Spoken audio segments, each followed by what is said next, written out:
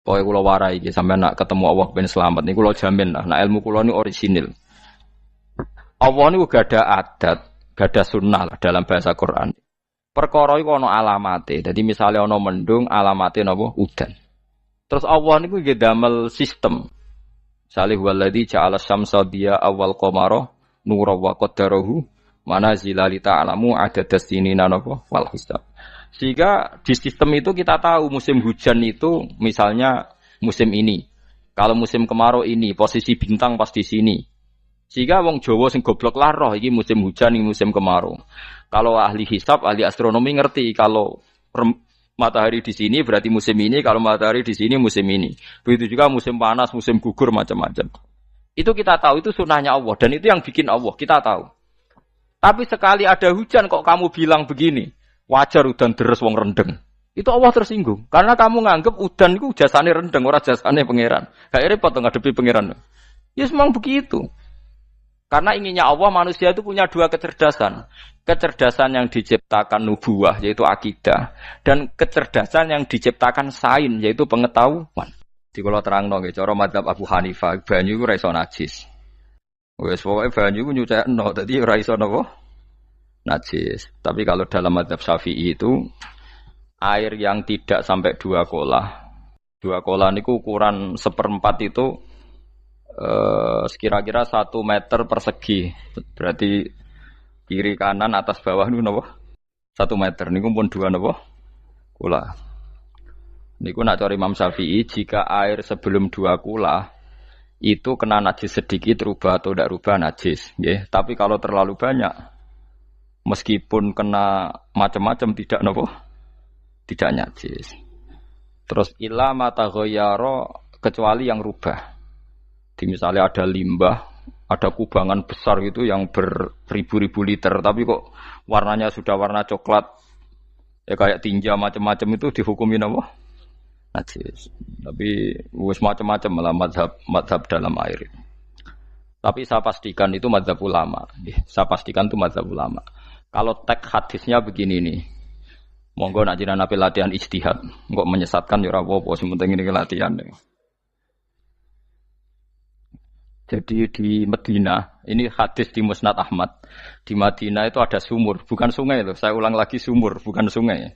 Kalau sungai itu konotasinya kan luas, panjang, mengalir. Ini sumur, bener-bener apa? Sumur. Sumur, ya gede sumur enggak sepiro. Nabi itu wudu di situ, terus diingatkan ya Rasulullah, itu sumur dulu zaman sebelum engkau datang, sebelum ada Islam di sini, dipakai pembuangan jifah. Batang anjing dan nyuwun sewu kotoran orang haid. Ya kotoran orang haid. Terus saat itu Nabi ngendikan alma tahurun la yunajjisuhu syai'un. Kata Nabi yang namanya air itu menyucikan. Tidak pernah bisa kena najisnya. Alma tahurun la yunajjisuhu syai'un. Terus Nabi wudu. Ya sudah begitu. Ya sudah begitu sampe rasa bojiro-jiro no. Alhamdulillah hadise ngono. Ya kan ya, paham kan ya? Nah. Mane nek sampean ditangkleti. Kulon sering ditanya sama orang-orang Jakarta, "Gus, saya ini punya air langganan PDAM. Itu dikelola dari sungai ini. Padahal sungai ini mulai tinja sampai sapi tank macam-macam ya ke situ semua, Gus. Terus gak baunya karena kaporit. Itu gimana itu, Gus? Suci ndak itu? Terus saya tanya, lah kamu pakai ndak? Ya sudah pakai, tapi tetap tanya hukumnya. Itu kan seperti yang di Jakarta itu kan misalnya yang diolah itu kan sungai macam-macam tuh, lah itu yang limbah keluarga ya kalau untuk nyuci piring nggak apa-apa. Sapi tank macam-macam kan ke situ juga. Ya kan ya, cara gue istihad ya. Karena kalau menurut Syafi'i, 2 kolah pun tidak ada pengaruhnya kalau terlalu banyak apa? Bahan yang apa? Najis, yang limbah itu yang najis. Ya jelas najis ya. Kalau teletong sapi kan ijek ono intikal madhab, rausul makul tohir. Kotoran hewan suci itu suci. Masih banyak madhab yang mengatakan bahwa kotoran barang suci itu suci, masih bisa intikal. Kalau kotoran manusia itu lebih kriminal, nggak ada madhabnya itu. Jadi kotorane wedhus iku ana ulama sing darani suci, tapi nek kotorane ruhin gak ono. Nah, itu kan repot. Makanya kata sebagian ahli hadis, sebaiknya hadis itu tidak usah diijtihadi, pokoknya Nabi ngendikan begitu gitu. Ya sudah orang terus ya sudah begitu. Paham gitu terus seperti di sini misalnya yang di sini Gajah Wong itu kan atasannya sana mulai kali Code kan wong macam-macam. Mulai wong buang kotor air besar, air kecil kan lewat semua. Macam-macam. Makanya masalah air itu pokoknya sifatnya air itu ma'an tahura, sifatnya air itu mensucikan. Mensucikan itu dua dalam mazhab Syafi'i itu. Air dan tanah. Ya, air dan tanah. Terus sama Abu Hanifah ditambah satu. Ini kalau sampai coba tidak apa-apa, api. Makanya kalau ada boto, coroknya apa mus? Boto ya? Boto bangunan apa? Boto. Itu kan kebanyakan kan kadang kan tipak buahan pletong itu kan ya. Terus dipakai boto. Dicampur-campur, diulet-ulet. Terus jadi apa? Boto. Cara mazhab Syafi'i tetap najis, dipakai masjid tidak bisa karena sebagian bahannya dari apa? Najis. Cara mazhab Hanafi suci karena sudah dibakar. Karena api itu termasuk alat mensucikan. Alasannya Imam Abu Hanifah, orang yang fasik-fasik itu nanti disucikan pakai api neraka. Berarti api itu bagian dari alat mensucikan. Jadi misalnya Ruhin mau sholat dibakar, sholat suci itu. Karena api itu mensucikan. Buktinya orang-orang yang masuk neraka nanti sebelum masuk surga kalanya kan disucikan dengan api. Mana ada di neraka disucikan pakai air. Artinya kalau ada batu bata itu yang dipakai dari najis ya kemudian dibakar itu berarti cara mazhab Hanafi suci. Alhamdulillah itu. Jadi kita bikin masjid nyaman karena bahannya dianggap apa? Suci. Lewat apa? Lewat apa? Api tadi dia dibakar. Tapi yang ngeri ya. Nggih. Ben sampean ngerti mazhab gitu. Terus saya memang tak niati setiap saya ngaji entah 1 2 tak sisipkan hukum fikih karena fikih ini yang kita alami keseharian. Nggih, fikih ini yang kita alami napa? Keseharian. Makanya saya minta teks hadis tadi jangan rubah. Pokoknya ada sumur loh tidak sungai. Sumur itu kan airnya tenang, tidak ngalir. Nyatanya Rasulullah sudah dilapuri. Ini batang-batang anjing dan bekas orang-orang haid, kotoran haid itu dibuang di situ ya Rasulullah. Terus Nabi menjawab, alma la yunajjis alma utahurun la yunajjisuhu syai'un. Terus orang-orang Syafi'iyah mentahmilkan dalam bahasa ijtihad itu dianggap itu mungkin sumurnya terlalu besar dan airnya terlalu apa? Banyak sehingga kotoran-kotoran itu tidak merubah warna. Tapi kata yang lain-lain masa yang benar aja gitu, masa banyu diam dimasuki kotoran gitu tidak apa? Rubah. Nah itu ya itulah ijtihad. Ijtihad itu ya. Ijtihad itu guyonannya kan gitu. Pendapat saya benar mungkin salah, pendapat Anda salah mungkin apa? Benar. Karena ya sama-sama mirip-mirip itu untuk menganalisis itu. Yang jelas Allah mensifati air itu ma'an tahura, bahwa air itu punya sifat dasar mensucikan. Kaya nek cara kula niku asal tidak terlalu ketok najis ngoten niku. Kaya PDAM ngoten niku. Enggak gak ambu taek terus gak ambu apa nek suci wonten mawon. Dan takoki tapi kan asal usulnya di sana najis gini. Asal usul barang kok repot. Kulo sering dibantai tiang-tiang sing terlalu napa was-was. Tapi jelas saya tahu sendiri.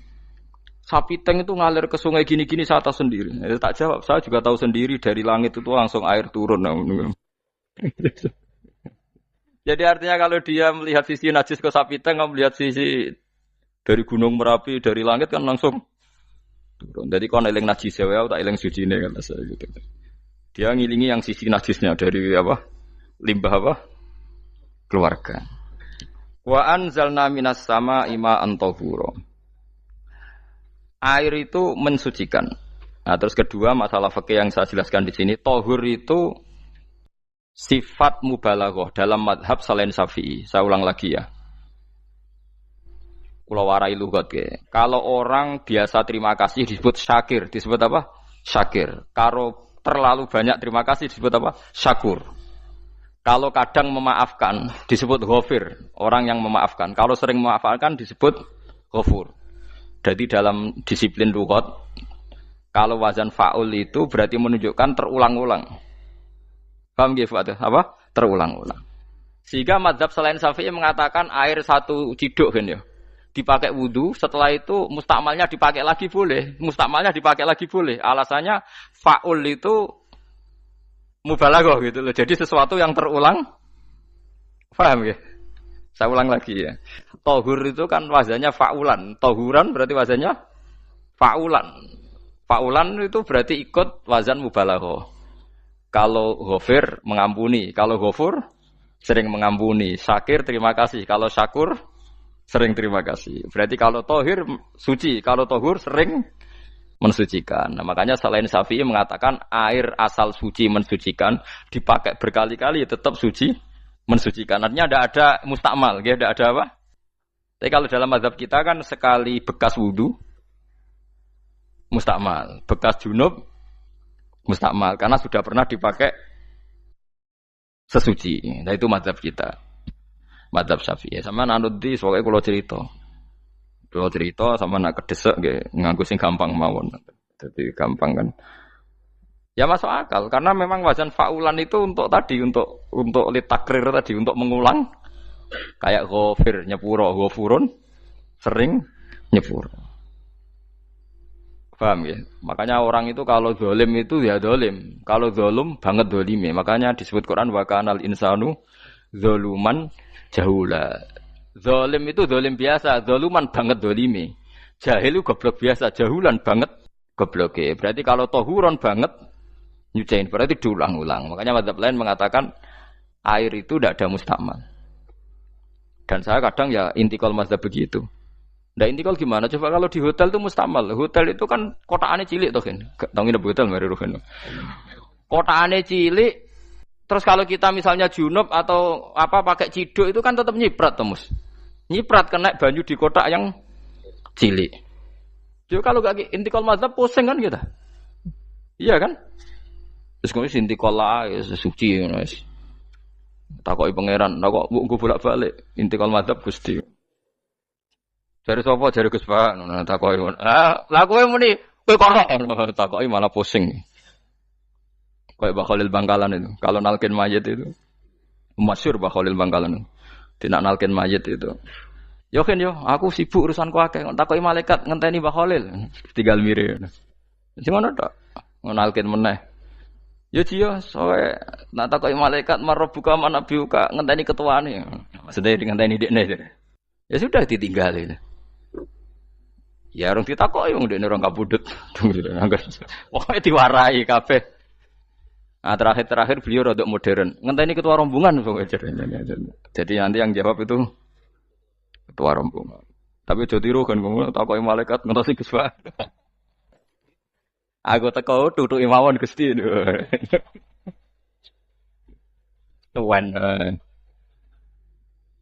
Yakin mugorokin ngomong ngoten kula ngomong bukan nangkir. Kamu tahu kan tugas standar Anda apa? Ya tugas standarnya bukan nangkir nutuki Gus. Biasa wae. Biasa nutuki takkan apa? Nah itu mungkin bagian guyone wali ku jek mungkin. Kadang orang itu engkar ndak bisa. Yaitu tadi piye wae resmi teknya Allah tu yaumana kullu unasim bi imamihim. Nanti manusia dipanggil itu per ketuanya. Bukan per individu kesuwen. Jadi ada teori itu yang mungkin benar. Teori itu yang mungkin benar karena kita nanti di mahsyar juga dipanggil ketuanya dulu.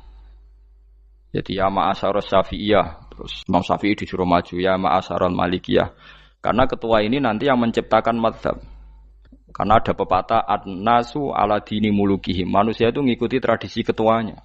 Lagi coba orang Indonesia mbok bodoh, mbok ora, mbok pinter, mbok ora nggak Abu Bakar ya radhiyallahu anhu. Coba kalau tradisinya Syiah, mungkin Abu Bakar laknatullah alaih kan gitu. Ya kita tidak tahu begitu. Akhirnya kita ketiban apik karena menghormati apa? Sahabat. Artinya ketua itu penting, menciptakan suasana ketua itu penting. Coba kalau tanpa ketua, mungkin kita tidak punya tradisi. Makanya dipanggil itu ketuanya. Paham? Makanya sampean milih ketua itu yang benar. Setidaknya orang ikhlas. Misalnya rapati bener, penting ini ikhlas. Ngeri itu kalau pas sampean dipanggil nunjuk ketua itu, kemudian ketua partai, wah panggil pangeran bingung sampean. Ketua sopo nyebut ketua partai. Waduh. Ketua partai dia celuk pangeran Melayu. Wah, ngadepi pangeran meriang tetep. Paham gitu. Jadi nanti sampean itu ditanya itu lewat nopo? Lewat nopo? Ketua. Terus ketua nanti itu ngecek ada nur yang dipakai alamat dia ngikutin ndak. Nah, yang paling ngeri ya termasuk Rasulullah. Rasulullah itu nanti pakai standar itu. Inna umati yut'auna yaumal qiyamati hurran muhajjalin min atharil wudu. Itu kan ada tanya jawab sama sahabat. Kata Rasulullah, kamu tidak usah khawatir kalau saya meninggal. Meninggal saya itu baik. Hayati khairun lakum wa mamati khairun lakum. Saya hidup di antara kalian ya baik, setelah saya meninggal juga baik. Ya Nabi ya unik. Amma hayati fali asunna lakum as-sunan. Kalau saya masih hidup, berarti saya bisa meneladani kamu melakukan beberapa sunnah, beberapa tradisi. Sunnah itu tradisi. Jadi orang kudu artinya sunnah itu wajib atau sunat. Buktinya di Quran ada sunnatallahil latif sunnatullah fil ladzina khalau min qabl. Jadi sunnahnya, tradisinya Allah menghukumi orang-orang dulu. Itu bisa orang benar, bisa orang tidak apa? Benar. Kata Nabi, kalau saya masih hidup, fali asunna lakum asunan, saya bisa mentradisikan kamu beberapa sunnah, bisa wajib, bisa sunnah. Wa amma wafati ya khairun lakum. Kalau saya sudah meninggal nanti juga bagus. Mergo aku nak SK pundhut jare Nabi, aku jejer pangeran. Dadi nak roh kowe apik, saya muji Allah, nak roh kowe elek, langsung saya minta ampunan kepada Allah. Dan semua umatku nanti diampuni. Tapi terus Nabi mulai menangis, tapi ada beberapa masalah. Ketika orang-orang itu ternyata umatku, mau saya ajak ke surga, kata Tuhan, kata Allah, innahum qad ahdatsu ba'dak. Mereka ini bikin aturan aneh-aneh setelah kamu Muhammad. Terus Pak aku suhkon ya sudah kalau gitu tak tinggal ke surga, tidak ikut masuk surga. Nah kemudian ulama berdebat ahdatsu itu apa? So, ada yang itu bid'ah gitu, macam-macam. Kalau ulama Sunni ahdatsu itu ya bid'ah ibadah mahdhah. Jadi misalnya orang melakukan sholat zuhur kok 6 rakaat itu kan wong nganggur papat es kesel kok malah muni 6 itu. Utawa zuhur kok mau 3 rakaat itu kan ya itu bid'ah. Karena ibadah mahdhah. Tapi kalau masalah sosial itu fleksibel. Fleksibelnya adalah misalnya dulu Nabi naik unta, orang yang anti bid'ah juga naik Innova. Padahal dulu naik unta. Orang-orang yang poligami itu ya tidak nunggu istri pertama mati. Padahal dulu Nabi poligami setelah Sayyidah Khadijah meninggal. Ya mereka baik-baik saja. Alasannya poligami sunnah Rasul. Padahal nak detailnya sunnah Rasul poligami setelah istri pertama meninggal. Jadi kayak Rogen itu belum boleh. Istrinya kan masih hidup 2 dia. Tapi sudah.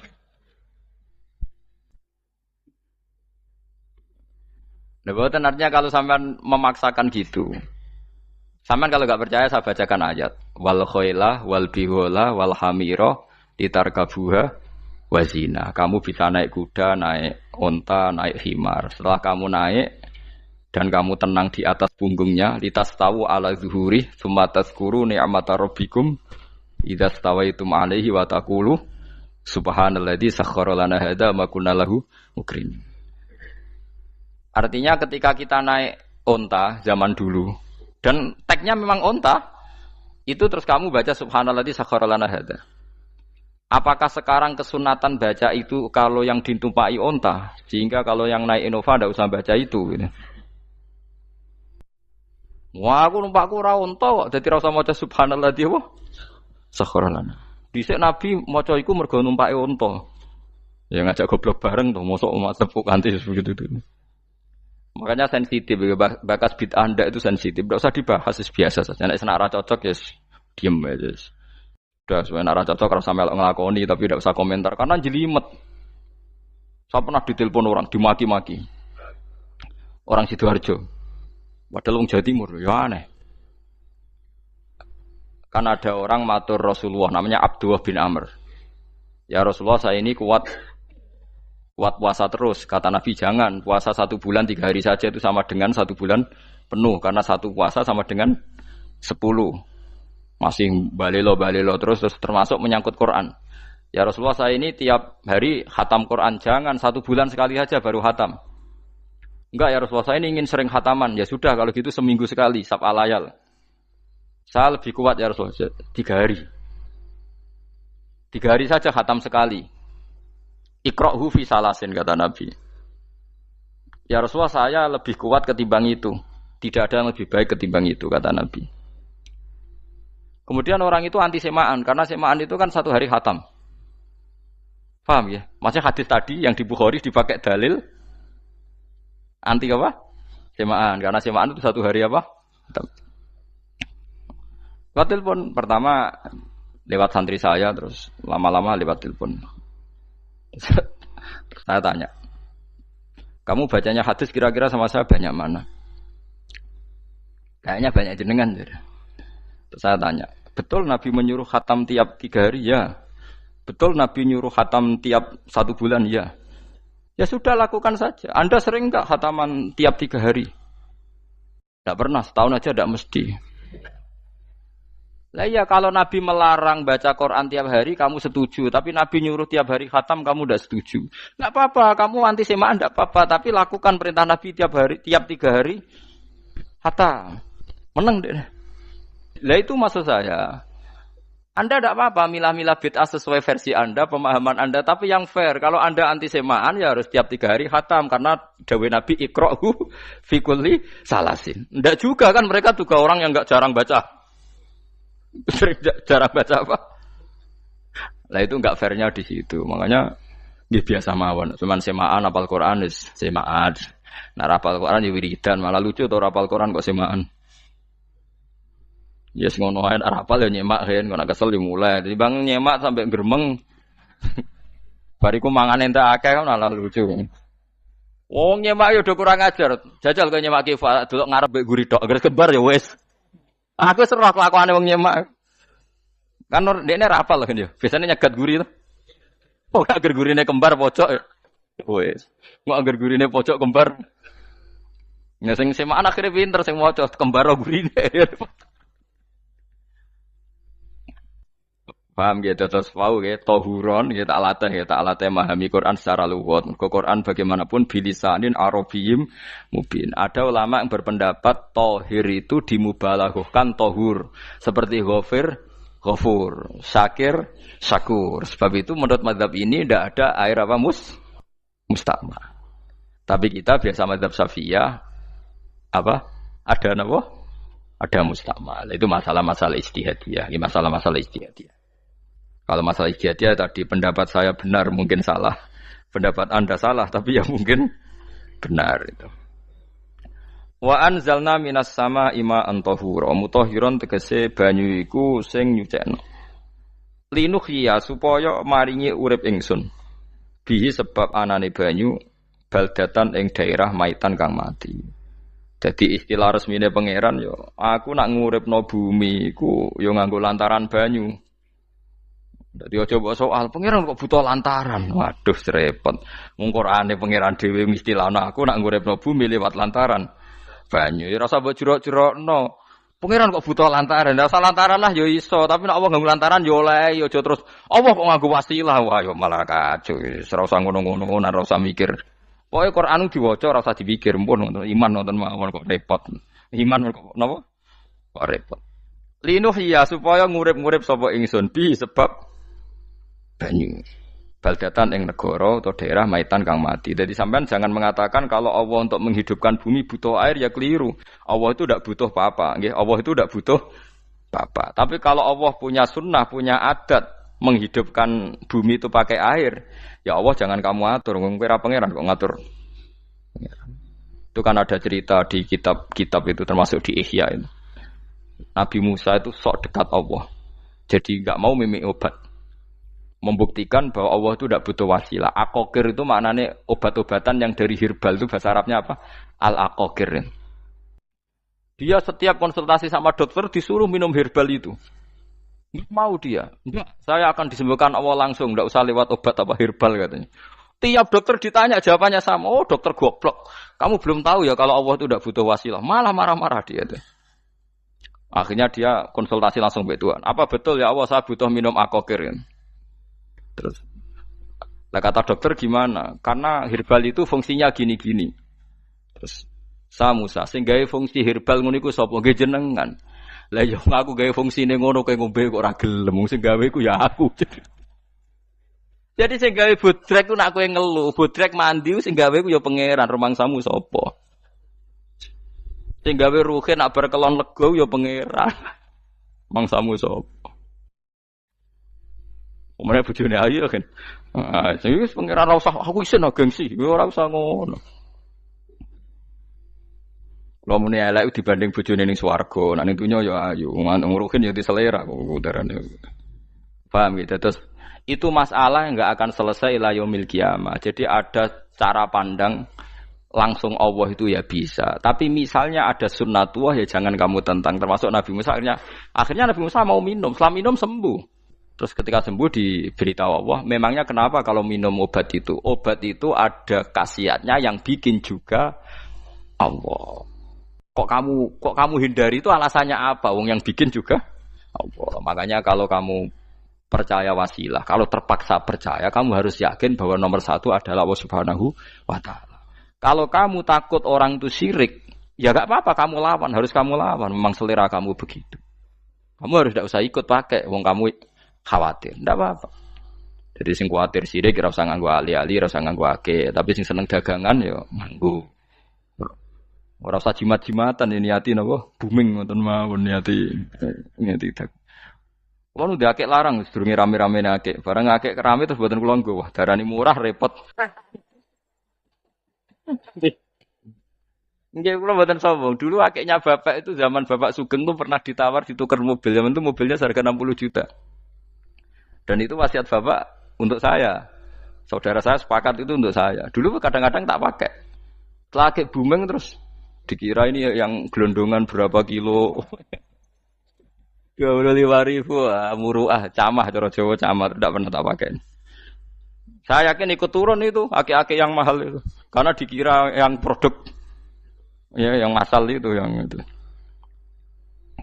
Paham gitu terus sampean biar tahu duduk perkara ini. Jadi tohur ya tohuron itu sifat mubalaghah. Tapi kalau dalam madzhab Syafi'i tohur itu ismul alat. Jadi tidak maknanya mengulang-ulang sehingga Imam Syafi'i tidak membolehkan wudu pakai air apa? Mustamal. Lah menurut hadis kayaknya benar Imam Syafi'i secara lahir. Karena Nabi ngendikan sisa air wudu itu membawa dosa Anda. Kata Nabi, jika seseorang wudu maka kotorannya keluar dari ajfan, dari pelapuk mata, dari apa sampai keluar dari mimbaini adzofirih, sampai keluar dari bawah-bawah apa? Kuku. Sehingga kalau air ini sudah membawa kotoran dosa Anda, berarti air ini kan sudah menjadi air kotor. Andai kan Anda mukasyafah, maka air ini sudah penuh dengan kotoran. Enggak mungkin air yang sudah penuh kotoran dipakai wudu lagi. Itu cara berpikir Imam Syafi'i. Ya sampean ikut mana ya? Ya gampang kan kalau keadaan normal ya ikut Syafi'i, kalau air banyak, kalau tidak normal ya ikut mazhab yang lain. Kan gampang. Gitu aja kok repot tuh. Ya itu pentingnya orang ngaji ya di situ tuh harus banyak pilihan. HP kartune loro masa madzhab mesti tok. Nah, itu gitu. Ya pokoknya gitu. Kalau yang percaya wasilah ya pakai istilah pangeran linuhyabi baldatam maita, ada kata bihi. Allah menghidupkan bumi itu dengan pelantaraan air, padahal Allah tidak butuh perantaraan. Tapi yang anti ya enggak apa-apa. Memang yang percaya wasilah itu ya bahaya juga. Ya yes, pokoknya yes. Sudah pakai 2 kartu apa susahnya tuh. Ya enggak apa-apa. Asal ada ilmunya, ya tidak karena emosi. Memang ada apa? Ada ilmunya. Linuh ya bihi baldatam maita. Wanus qiyahu. Lan nyirami ingsun yastawi podo baldatam maita bitakhfif lan takhfif maita, maksudnya buatan mayita tapi napa maita. Yastawi podo fi ing dalam dawa maita napa al mudzakkar muannas lan muannas. Zakarahu mudzakarna sapa wa ta'ala hu ing dawa maitan bi tibaril makani kelawan diitung tempat. Maksudnya maitan. Wanus kiyahu meniku masalah nahwu. Lan nyiramno ingsun hu ing banyu ailma ategese banyu mimma sing perkara kholakna kang wis gawe ingsun. Ingsun gawe siraman an aman ing pira-pira raja kaya kewan. Ibilan tegese unta wa bakaronan sapi wa namanan wedhus. Wa anasi lan pira-pira manusa kafiron kang akeh. Iki unike Quran, kadang kewan mbek manusa iku dibakas dhisik kewane. Engko nek ndelok dosa mbek ora ya apik kewan. Tapi nek ndelok diakal mbek ora ya apik manusa, tapi nek didelok manusa mbek kewan niku dosa ndi? Dosa manusa. Mulane nek salat istisqa iku kesunatane gawa kewan. Lho nggih tenan mboten guyon, sampean delok kabeh kitab fikih nek salat istisqa kesunatane iku wong kon gawa apa? Kewan. Tapi aja kethek lho ya. Contohnya ngono iku ya kaya wedhus sapi, engko terus go kethek ula bulus wah, malaikate bingung wah. Ajete kewan tapi aja bulus kethek ula. Mulane teng daerah mriku, teng daerah sarang nate kekeringan. Bareng kekeringan tiang salat istisqa iku ana sing go sapi, go wedhus. Delalah bar salat istisqa iku udan. Tapi kula seneng mbek kiai ini, pas udan kiai ini ngendikan itu. Kowe aja GR nak udane krana kuwi ya krana sapi mbek wedhus iki. Mergo ora duwe dosa, mergo ora duwe dosa.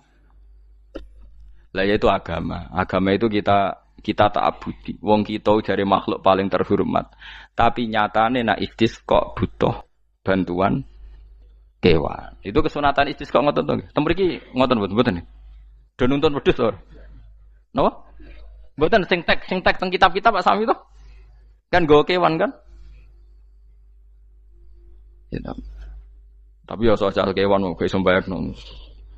Wah, lah nek wong pasar ngasem mbok gawa mulai ular kobra macam-macam ya, malah repot.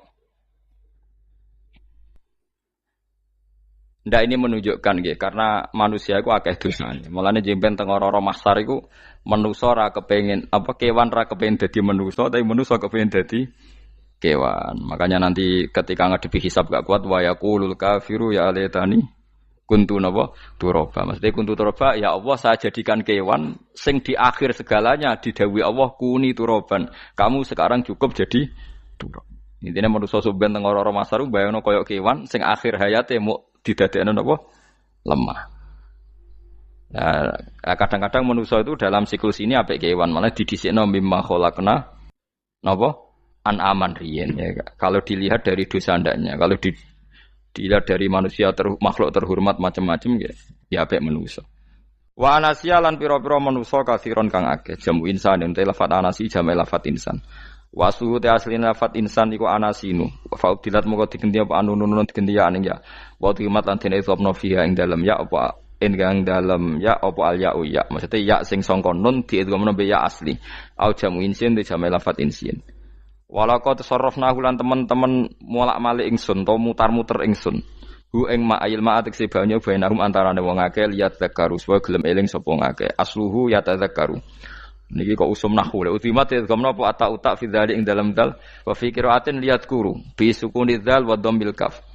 Liat kuru nikmat Allah ing nikmat Allah taala bihi klan ma fa aba mongko moh sapa aksarun nasi sapa akeh manusa moh ila kufuron kecuali mungkiri ning nikmat juhudan tegese mungkiri ning nikmat ngingkari ning nikmati maring nikmat haitsu qalu sekirane ngucap sapa ngakeh mutirna binau ikada mutirna den kei udan kita binau ikada sebab posisi perbintangan iki supaya kula warai iki sampeyan nak ketemu Allah ben selamat niku kula jamin lah nak ilmu kula ni orisinil Allah niku gada adat gada sunnah lah dalam bahasa Quran ini. Perkara iku ana alamate. Dadi misale ana mendung alamate napa udan. Terus Allah niku nggih damel sistem. Misale huwallazi ja'ala syamsa diya awal qamara nura wa qaddarahu manazila li ta'lamu adadas sinina napa wal hisab. Sehingga di sistem itu kita tahu musim hujan itu misalnya musim ini. Kalau musim kemarau ini posisi bintang pas di sini. Sehingga wong Jawa sing goblok lah roh iki musim hujan iki musim kemarau. Kalau ahli hisab, ahli astronomi ngerti kalau matahari di sini berarti musim ini, kalau matahari di sini musim ini. Begitu juga musim panas, musim gugur macam-macam. Itu kita tahu itu sunnahnya Allah dan itu yang bikin Allah, kita tahu. Tapi sekali ada hujan kok kamu bilang begini, wajar udan deres wong rendeng. Itu Allah tersinggung karena kamu nganggep udan itu jasane rendeng, ora jasane pangeran. Gak repot ngadepi pangeran. Ya memang begitu. Karena inginnya Allah manusia itu punya dua kecerdasan. Kecerdasan yang diciptakan nubuwah yaitu akidah dan kecerdasan yang diciptakan sains yaitu pengetahuan. Itu inginnya Allah. Jika menyangkut hisab dan ru'yah yang diperdebatkan oleh Muhammadiyah itu sebetulnya juga masalah sepele. Masalah sepele itu begini. Siapa sih yang mungkiri hisab? Wong hisab itu ya nasib pangeran li ta'lamu adadasinina wal hisab. Siapa sih yang mungkiri ru'yah? Wong ru'yah itu hadisnya sahih. Yasumu li ru'yati wa aftiru li ru'yati. Fa in humma 'alaikum fa akmilu iddata sa'ban salasina yauman. Jika kamu ragu ya ikmal. Ikmal itu menjadi 30 hari. Sekarang sampean saya tanya, ikmal 30 hari itu dari hisab apa ru'yah? Hisab kan namanya ikmal itu pakai saiki wis 29, nek kepen ikmal 30. Lho ikmal itu ru'yah ta hisab? Hisab. Jadi apa susahnya sih pakai dua ilmu itu? Tapi sekarang jadi politik identitas. Pokoknya kalau ru'yah itu NU, kalau hisab itu Muhammadiyah. Terus dijak goblok bareng kan kita. Mulanya susah jadi ulama itu. Mereka dijak goblok nih. Ya sama seperti kunut ndak kunut. Saya Muhammadiyah itu lahir tahun 1912, NU 1926. Orang tahu semua sebelum itu zaman Madzhabul Arba'ah Abu Hanifah itu ndak kunut. Imam Syafi'i kunut. Terus kamu bilang Syafi'i NU Abu Hanifah Muhammadiyah. Memangnya Imam Syafi'i tahu Ra'is Am? Jadi kita yang ulama itu biasa saja karena melihat Imam Syafi'i itu kunut, Abu Hanifah tidak kunut. Tahu-tahu sekarang jadi politik identitas kalau kunut itu NU tidak kunut Muhammadiyah. Memangnya Imam Syafi'i tahu dadi Ra'is Am ning PBNU sing liwat ahwa kan mboten ate. Jadi kalau ulama itu lebih sederhana cara berpikir. Ya sudah, hisab itu ya ilmunya Allah, ru'yah ya ilmunya Allah. Jadi misalnya dagang dihitung, kalau dihitung itu rasional berarti sain. Kalau tidak dihitung kok berarti jenenge kejutan ya enggak kita pernah ngalami semua. Kita pernah ngalami dua-duanya kan. Dihitung ya pernah laba, kejutan ya pernah. Musim sulit dagang rugi ya biasa, kecengklok rugi kebodhon biasa sama pernah anggap aja kalau rutin namanya sains sesuai hitungan pengetahuan, kalau model ngono kejutannya selesai kan. Kok dibenturkan? Kejutan sama rutin itu absolut mana? Akurat mana? Ya ngajak goblok bareng. Paham ki biasa mawon wong sing seneng ilmu tuh ben biasa roh iku roh dojo ben. Ya ben biasa. Nah sekarang itu usum, anti ilmu itu usum. Yang usum sekarang itu politik nopo identitas. Kalau batik wong Yogyo, wah batik nasional berarti orang batik wong Indonesia, anak batik ra wong Indonesia. Jadi batik nopo pakaian nopo nasional. Ya wong golek hadis nganti ngelu kesunatan ibadah nggo klambi putih. Ora ana kesunatan ibadah nggo klambi nopo? Batik. Tapi nak kowe wong alim ben diarani klambi putih gak wajib, kudu kadang-kadang nganggo batik, nggo nunjukno nak nganggo putih iku. Saya tuh seingat saya belum pernah ngaji gak pakai baju putih. Karena pikiranku sering ditanya, "Gus kowe wong alim ora tau joban." Nah joban koyo wong Arab. Nak batik kesane kok ora sunah Rasul seneng putih, setengah-tengah nganggo hem putih wis sunah Rasul tapi tetep Indonesia. Wis tak pikir nonton. Lalu kan ra mikir nganggo batik. Tapi itu tadi, saya masih husnudzon. Jika jadi tren nganggo klambi hem putih dianggap wajib, harus ada yang pakai batik untuk menunjukkan kalau ndak wajib. Lah mungkin dia termasuk begitu melok. Makome dekne iku wis nglurusno. Enggak tahu saya kalau itu berarti sudah tinggi, kelasnya sudah tinggi. Jadi menurut saya tengah-tengah ya pakai hem putih kalau sholat. Tengah-tengahnya adalah nak jubah terlalu Arab. Nak batik be Nabi ngendikan kesunatane ibadah itu pakai putih. Nganggo mori kok wong mati ya sudah hem, ya sudah tengah-tengah. Menurut saya, sama ndak harus ikut saya. Tapi jika itu dianggap wajib, kadang-kadang jangan pakai putih. Seperti Jabir bin Abdullah itu terang-terangan, sama tak ceritani. Dulu ketika Jabir bin Abdullah sahabat yang terkenal itu Jabir itu termasuk minas sabiqin al-awwalin itu. Jabir itu sholat di masjid itu bajunya dicopot. Terus sarongan itu dicancang di gulu. Kayak wong kuno-kuno. Sarongan sitok dicancang di gulu. Bawa baju diletakkan di soko masjid. Setelah itu orang tabiin melihat dia secara sinis. Tabiin itu generasi setelah sahabat. Marah-marah ketika dimaki, masa engkau sahabatnya Nabi sholat bisa bin wahid, pakai baju satu dicancang bisa. Jabir mulai cerita. Kamu jangan bilang pakai serban itu sunat, kamu jangan bilang pakai jubah sunat. Bagaimanapun menjadi sunat karena kamu punya. Sehingga kamu bilang sunat karena kamu punya. Dulu kita zaman Rasulullah masih hidup, kita semua itu tidak punya baju, punyanya satu. Sehingga Nabi tidak berani mensunatkan pakai baju dua, kesunatan serban, karena kita hanya punya pakai baju satu. Kita harus mikir bagaimanapun di antara kesunatan itu karena kita mampu. Setelah tidak mampu, tidak ada sunat. Terus Jabir mulai marah-marah, termasuk yang diceritakan. Kalau kamu bungkus orang mati gimana? Ya tak bungkus utuh sampai sikil bedasi raketok. Ya kan ya, nah ini yang mati dibungkus sempurna tuh. Nanti kok pepes itu ya dibungkus. Terus bariku lagi dibuka raine ya mus. Sing mudin-mudin rai ya. Terus Jabir cerita. Cara kowe wajib to ora jare Jabir? Nggih wajib. Ya wajib mergo iso. Terus dia cerita, dulu Sayyid Hamzah dulu bapak saya Abdullah Jabir bin Abdullah. Itu saking enggak adanya baju. Itu nak ditutup sirahe mbek sarong, mboten kafan. Iku ketok sikile. Nak ditutup sikile ketok sirah. Akhirnya do matur Kanjeng Nabi kon nutupi sirah waj'al ala rislihi sayan min izkhirin. Akhirnya sing sikile ditutup suket. Saking gak anane baju. Kowe saiki Islam wis jaya kecangkeman sithik-sithik muni sunat wis dimaki-maki mbek Jabir. Wis meneng ngejar. Terus terakhir ngendikan ngene. Aku nglakoni iki liyaronil ahmak misluk. Pancen tak jarak aku salat ngene iki bento-bento kowe ben roh.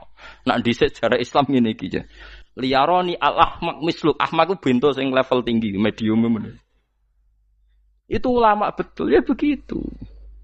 Saiki wong Islam jog tuku kurma gampang, sithik-sithik buku nganggo kurma, sunah Rasul mergo nganggo kurma. Ya perkarane ke kelar tuku, zaman kene Gunung Kidul melarat nganggo apa? Aneh-aneh iku. Makanya di fikih jelas, nek iso kurma, nek iso asal manis, nek iso asal gak nyolong titik wis. Kok cek repote hukum. Bagaimanapun kue kecangkeman muni sunan mergo mampu. Zaman kira mampu orang muni ngono padahal hukum itu dhisik-dhisik. Hukum itu baru apa sudah kemarin-kemarin? Wis meneng ae. Kula ge sering. Ngger kula kan kiai, ngger poso sering sowan kathah. Kadang sing sowan luwih mlete timbang kula. Gus kurma Gus, nggo apa? Nggih sunah Gus. Ah sunah mbahmu pangan kue. Oh kiai mbok warai ra sopan ta. Aku nak buka aku tegan namanya. Aneh-aneh ya.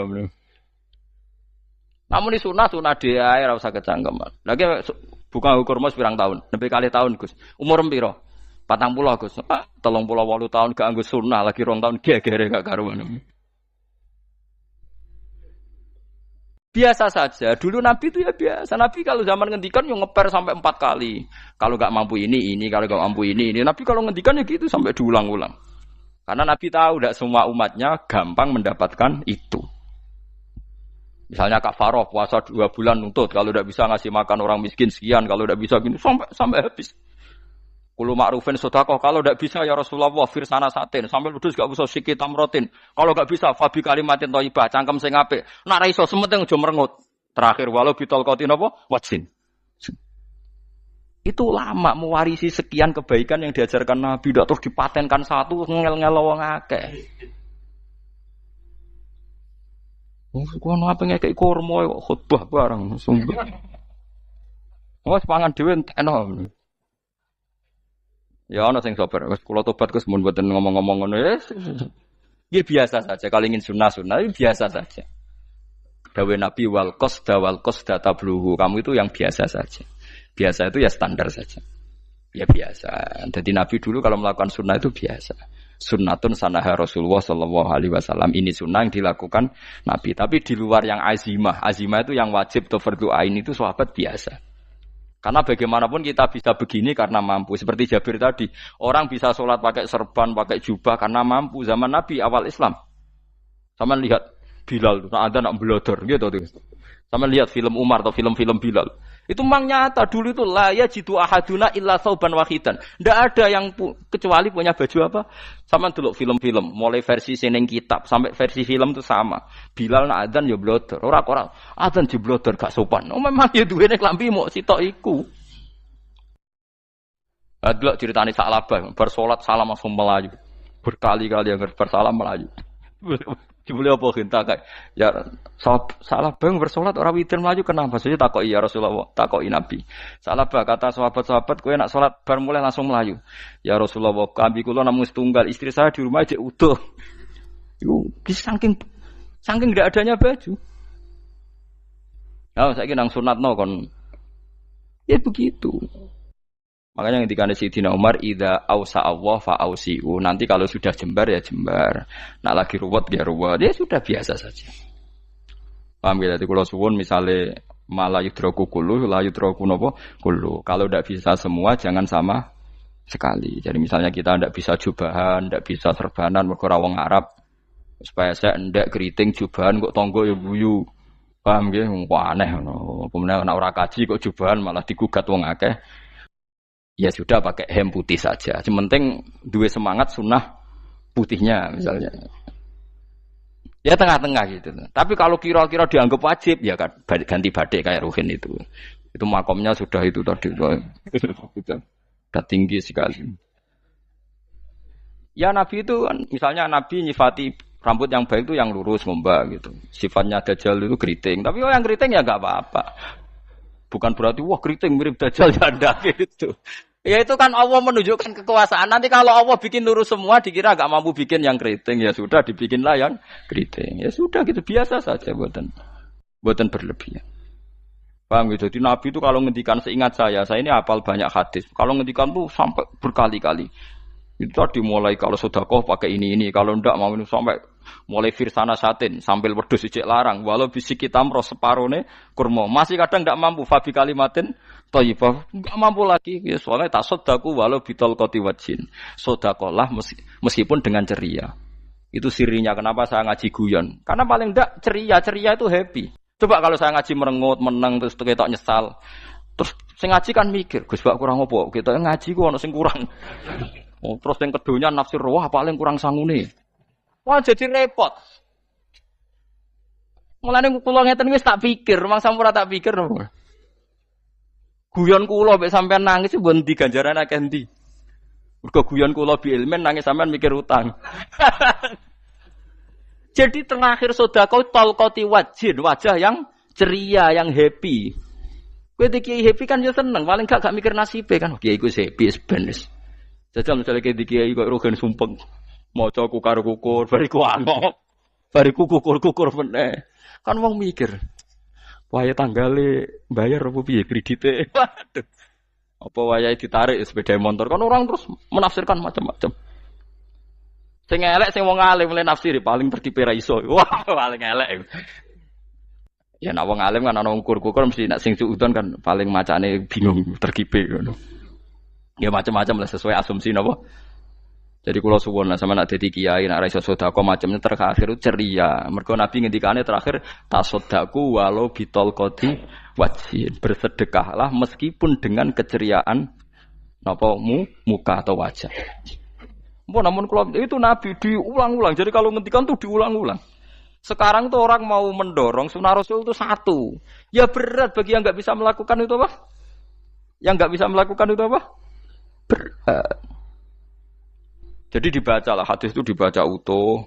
Ya bukan kita apa ya mau sekolah kepingine kabeh umat Nabi itu happy. Mergo selama itu tidak maksiat berarti anut ajaran Kanjeng Nabi Muhammad sallallahu alaihi wasallam. Ma khuyira Rasulullah baina amrayni ilahtaro aisarohuma malam yakun isman. Rasulullah itu tidak pernah disuruh milih dua hal yang berbeda kecuali milih yang paling gampang. Asal itu tidak barang dosa. Itu hadis muttafaq alaih. Ma khuyira Rasulullah baina amrayni ilahtaro napa aisarohuma malam yakun napa isman. Jadi Nabi itu tidak disuruh milih dua hal, mesti milih yang paling gampang asal tidak nopo dosa. Makanya Nabi kalau ditanya, ya Rasulullah, sampai nanti tawaf pakai unta apa enggak? Kesel ndi? Nggak kesel melaku, ya naik unta saja. Makanya Nabi kalau tawaf itu dulu pakai apa? Unta. Saya ingin mulai Arab Saudi PG MRT berkoordinasi Nabi unta, terus saya ingin nganggo apa? Kereta lingkar. Sekarang baru diperdebatkan. Cek kurang ajar itu sebenarnya no tamu spesial, misalnya pejabat negara sebenarnya atau tawaf numpak kereta muter. Diarani rasa dhisik Nabi numpak unta, diarani sah cek kurang ajar ning dhuwur. Terus sampai angop-angop terus tawaf. Sampeyan muni sah ta ora ya, jajal. Muni rasa Nabi dhisik tawaf. Ngagem unta muni sah kok kurang ajar e. Wah, ya misalnya numpak kereta asenan mbek anggap sithik-sithik sebeng 7. Kurang ajar juga.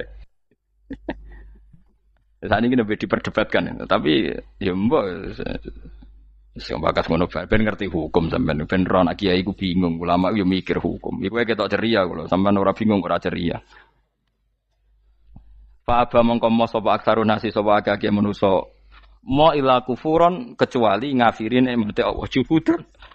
Tegese engkar linikmati maring nikmat haitsu qalu sekirane ngucap sapa kufar mutir nabi nawi kada mutir naden kaeringi udan kita binawi kada sebab posisi bintang sing ngene iki walau syi'na la ba'atsna fi kulli qaryatin nadhira walau syi'na umpama ngersakno ingsun Allah la ba'atsna yektine nugasno ingsun utawa ngutus ingsun fi kulli qaryatin ing dalam saben-saben daerah desa nadhiron ing wong sing ngelingno.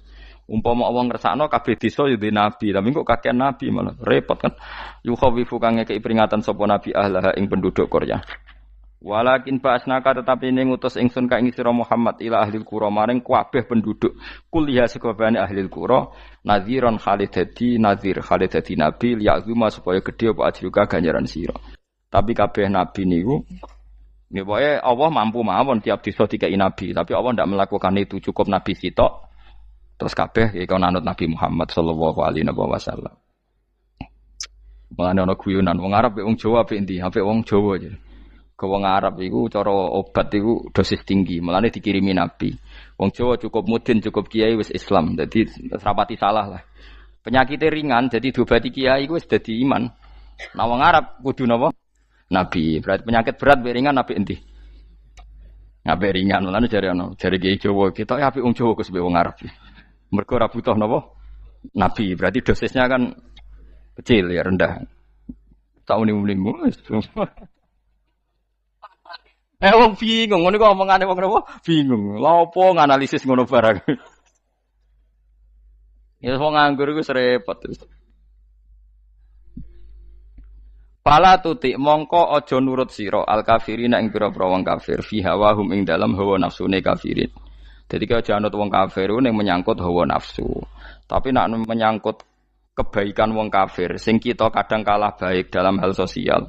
Ya malah Allah kadang melehno kita, mereka kok kalah mbek wong kafir. Gini misalnya ngeten gini, makanya Imam Suyuti nafsiri falatutil kafirin ai fi hawahum. Dalam hal yang bersifat hawa napa? Nafsu. Misalnya begini, saya contohkan Allah melehno wong mukmin. Ada sahabat ketika perang itu tangannya terputus, kakinya juga terputus. Terus matur Rasulullah, ya Rasulullah gara-gara perang derekno engkau, saya tangannya putus, kaki saya putus. Ternyata tidak diapresiasi sama Allah, malah disalahkan. Gini kok Allah terus nurono ayat iyam saskum korhun faqad masal qoma korhum mislu. Jika Anda luka karena perang, orang kafir pun luka. Wong kafir wong gento wae wani luka demi kekafiran, kok kuwe wong Islam jare demi Allah ora wani luka. Jika masyhur di kalangan para ulama, nanti setiap kebaikan itu dibandingkan kezaliman. Ya, saya ulang lagi, nanti setiap kebaikan itu dibandingkan kezaliman. Misalnya kita jadi kiai ora enak, ora gaji tetap, setepak-tepakan, kadang untuk duit, kadang ora. Enak jadi PNS, gajinya tetap. Nanti kita disalahkan Tuhan. Pedagang narkoba itu gajinya juga enggak tetap. Risikonya tinggi, ditangkap polisi, hukumannya mati, itu saja berani. Kowe nyai trimo ngono ra wani. Kowe tahajud kanyeben, bengi-bengi tangi tahajud kanyeben. Tukang maling ayam bengi-bengi tangi nyolong. Risikonya tinggi ya anyep wani. Jadi nanti kowe di depan Tuhan dimaki-maki, kesalehan kita akan dibandingkan kezaliman. Lan ana wong saleh diutangi dhuwit ra oleh medhit, sebenarnya dibandingno. Maling mbek maling utang-utangan, wong saleh ora utang-utangan. Ya memang begitu. Nah itu yang dimaksud ayat intakunu ta'lamuna fa innahum ya'lamuna kama ta'lamun wa tarjuna minallah ma la yarjun. Jika kamu merasa sakit karena berjuang demi agama, orang-orang zalim juga sakit karena kezalimannya. Toh mereka berani. Coba jadi kiai bandar narkoba resikonya tinggi mana coba? Resiko jadi bandar narkoba. Antar geng narkoba juga musuhan, takut ditangkap polisi. Jadi kiai paling ono hasud sithik-sithik. Paling wong ngrasani. Kiai iso ngene omong tok ora iso nglakoni paling gitu. Padha kiai ini paling hasud. Ya sithik-sithik lah, paling serek. Kalau bandar narkoba gak cocok, nembak. Karena rivalitas mereka ekstrim. Jika kalau sampean cemen jadi kiai nanti ya diingatkan Allah dibandingkan orang apa? Zalim. Jadi eling-eling ya. Terus semua kesalahan kita, loyalitas kita pada agama nanti dibandingkan orang zalim karena mereka loyal sama pekerjaannya, sama kezalimannya. Enggak terus preman-preman nak belani kanca wani mati. Kadang kiai santri belani kiai ini rapati wani mati. Wis repot preman-preman nak tobat wis repot. Kula nu rada nyesal mek tobaté preman. Nak ana preman teng perapatan tobat. Niku terus ning masjid, men itikaf terus mbek wong sopan. Niku ora pas sajane. Nak tobat itu tetep ning perapatan. Sing dhisik ganggu wong disingkirno. Jadi ku tobat tenan sehingga dhisik perapatan sing gawat dadi gak gawat. Mergo sing preman gawat diganti preman sing lunak. Ora terus ning masjid ya sing iki tetep diganti generasine ngono. Mestine maksudnya mesti ora kok terus elek mboten mestine tobaté ngoten niku. Sayyidina Umar itu dulu itu menakut-nakuti orang Islam. Anggere ana ndekne wong Islam wedi kabeh. Terus Abu Bakar ya wedi kabeh wedi. Suatu saat Rasulullah mlaku-mlaku ngerti Umar gulut ning ukat, menangan. Kata Rasulullah andikan yang Islam itu hebat Islam. Hanya Rasulullah berdoa wa ma'izal Islam fi Umar. Akhirnya Umar masuk Islam. Hari Kamis masuk Islamnya. Wis kira tau mikir to sak dinane niku lho sak dinane dongane Kamis masuk Islam Jumat. Ning omahe adike ning gone IP-ne. Mergo diwacana Quran surat Toha. Bareng Islam metuki Nabi, mohon walhasil bar Islam teng Zaid bin Arqam ning mbene Nabi terus langsung marani omahe Abu Jahal ora terus ning masjid menenge buat langsung marani Abu Jahal. Angger ki ganggu Nabi tak pateni. Bariku marani Abu Jahal. Aku saiki wis Islam iki ganggu Nabi tak pateni. Gentenan wong kafir sing delik. Paham nggih? Dadi enak maksudnya. Lah misalnya terus Umar dadi sopan santun terus ketemu wong dilo, ketemu Abu Lahab monggo derek akhir. Wah. Artinya gak ada perubahan. Lan Ruhin mantan preman mboten kok tobaté ning kene ora roh kok. Mboten harus kiai dene. Mestine ngoten. Makanya Wahsy itu yang bunuh Sayyid siapa? Hamzah. Karena dia disuruh Hindun itu istrinya Abi Sufyan itu. Itu setelah membunuh Sayyid Hamzah dan dia Islam. Dan Nabi tidak siap melihat wajah Wahsy. Sumpahnya Wahsy apa? Saya bersumpah akan membunuh orang paling dibenci Rasulullah. Sebagaimana saya pernah membunuh orang paling dicintai Rasulullah. Terus tobatnya dia mateni Musailamah al-Kadzab. Wong sing ngaku Nabi ngarang Quran. Itu tuh sing mateni sinten? Wahsy. Dari Wahsy sebagaimana aku pernah membunuh orang paling dicintai Rasulullah. Tobat saya membunuh orang paling dibenci Rasulullah. Ya misalnya terus Wahsy tobat, terus sampean nyapu masjid, terus gak duwe selera tarung. Zaman kafir tarungnya tenanan, bareng Islam menyapu masjid. Bariku ngiseni jedinge terus bareng jak perang wedi wae repot. Ya niku ide kula tapi ora kudu lakon. Nek mau cerita ilmu sampeyan ora kudu nglakoni. Ya tugale wong preman brah-brah. Blojo narkoba entek akeh dilakoni, nggo judi diakoni. Sewengi orang preman itu kalau judi 2 juta 3 juta. Bareng tobat ngleboni masjid 10.000. Padahal donyane jek akeh. Mestine tobat yo. Saya zaman judi semalam 3 juta. Sekarang kalau pengajian atau ke masjid semalam 3 juta 100 lah minimal diluwei. Ora malah pas tobat nglebokno amplop masjid yo 10.000, kadang 2.000. Repot-repot. Tapi ya apik tobat, mesti cerita. Ndak begitu, mestinya berbanding. Paham nek sampean takok tobat itu cara ulama nggih ngoten niku berbanding. Mulane riyen Khalid bin Walid itu jadi panglima perang Islam itu saya masih ingat makalahnya Khalid bin Walid, fakama anni aktsartul qatla fi kufri aktsartul qatla fi Islam. Dulu ketika saya kafir adalah sangat banyak membunuh orang Islam. Perang Uhud kalah itu karena panglima orang kafir adalah Khalid. Dia cakap sekali dalam mengatur strategi perang. So Khalid itu utek elek kan, pikirannya ala sahabat yang menuso ruhin es kayak wong wedok ambek apa jenenge ghanimah mesti medun. Sahabat ora kabeh kaya aku kan ana kaya kue barang macam-macam. Gunung Uhud itu dhuwure mok sak musolane iki Jamira Gunung Uhud kaya Merapi niku mboten. Nah kaya Merapi amanah ning dhuwur tetep ra kenek, meleyang to.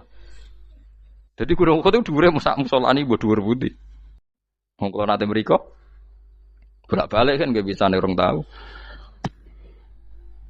Kula kaya wong India dadi melok itikaf teng gunung lho. Uhud. Mbok piye dalile apa ya ora roh.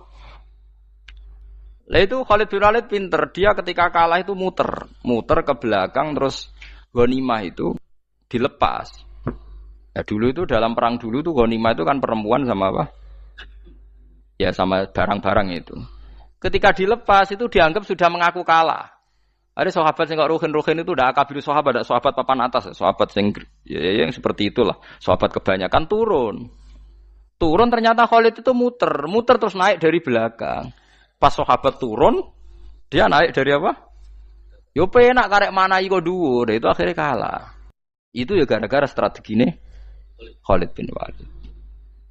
Nah terus dia bersumpah, saya bersumpah semua kecerdasan saya, semua kecanggihan saya akan saya gunakan untuk membela Islam. Nuklimake itu di perang Tabuk, di perang Yarmuk, di perang Tabuk. Itu di panglimani siapa saja yang ditunjuk Nabi itu kalah. Termasuk Ja'far bin Abi Thalib itu padahal panglima yang ditunjuk Nabi. Usamah ya kalah. Abdullah ya kalah. Semua yang ditunjuk Nabi itu mati semua. Akhirnya panglima diambil siapa? Khalid. Taruh saja gini strateginya. Anggap saja Arab itu padang pasir. Tidak sampean biar tahu bahwa orang soleh yang cerdas itu banyak. Jangan kira soleh itu tidak butuh kecerdasan, butuh. Arab itu kan padang pasir. Mau jelas gini, gambarannya apa? Padang pasir. Itu kalau perang itu kan taruh saja orang Islam itu 3.000 musuhnya 10.000. Memang kejadiannya gitu, 3.000 musuh 10.000. Itu kan berbanding berapa itu? 30 ya? 1 banding 3 ya? Nah itu dulu, pasukan-pasukan Islam dulu itu sama-sama seperti soft sholat.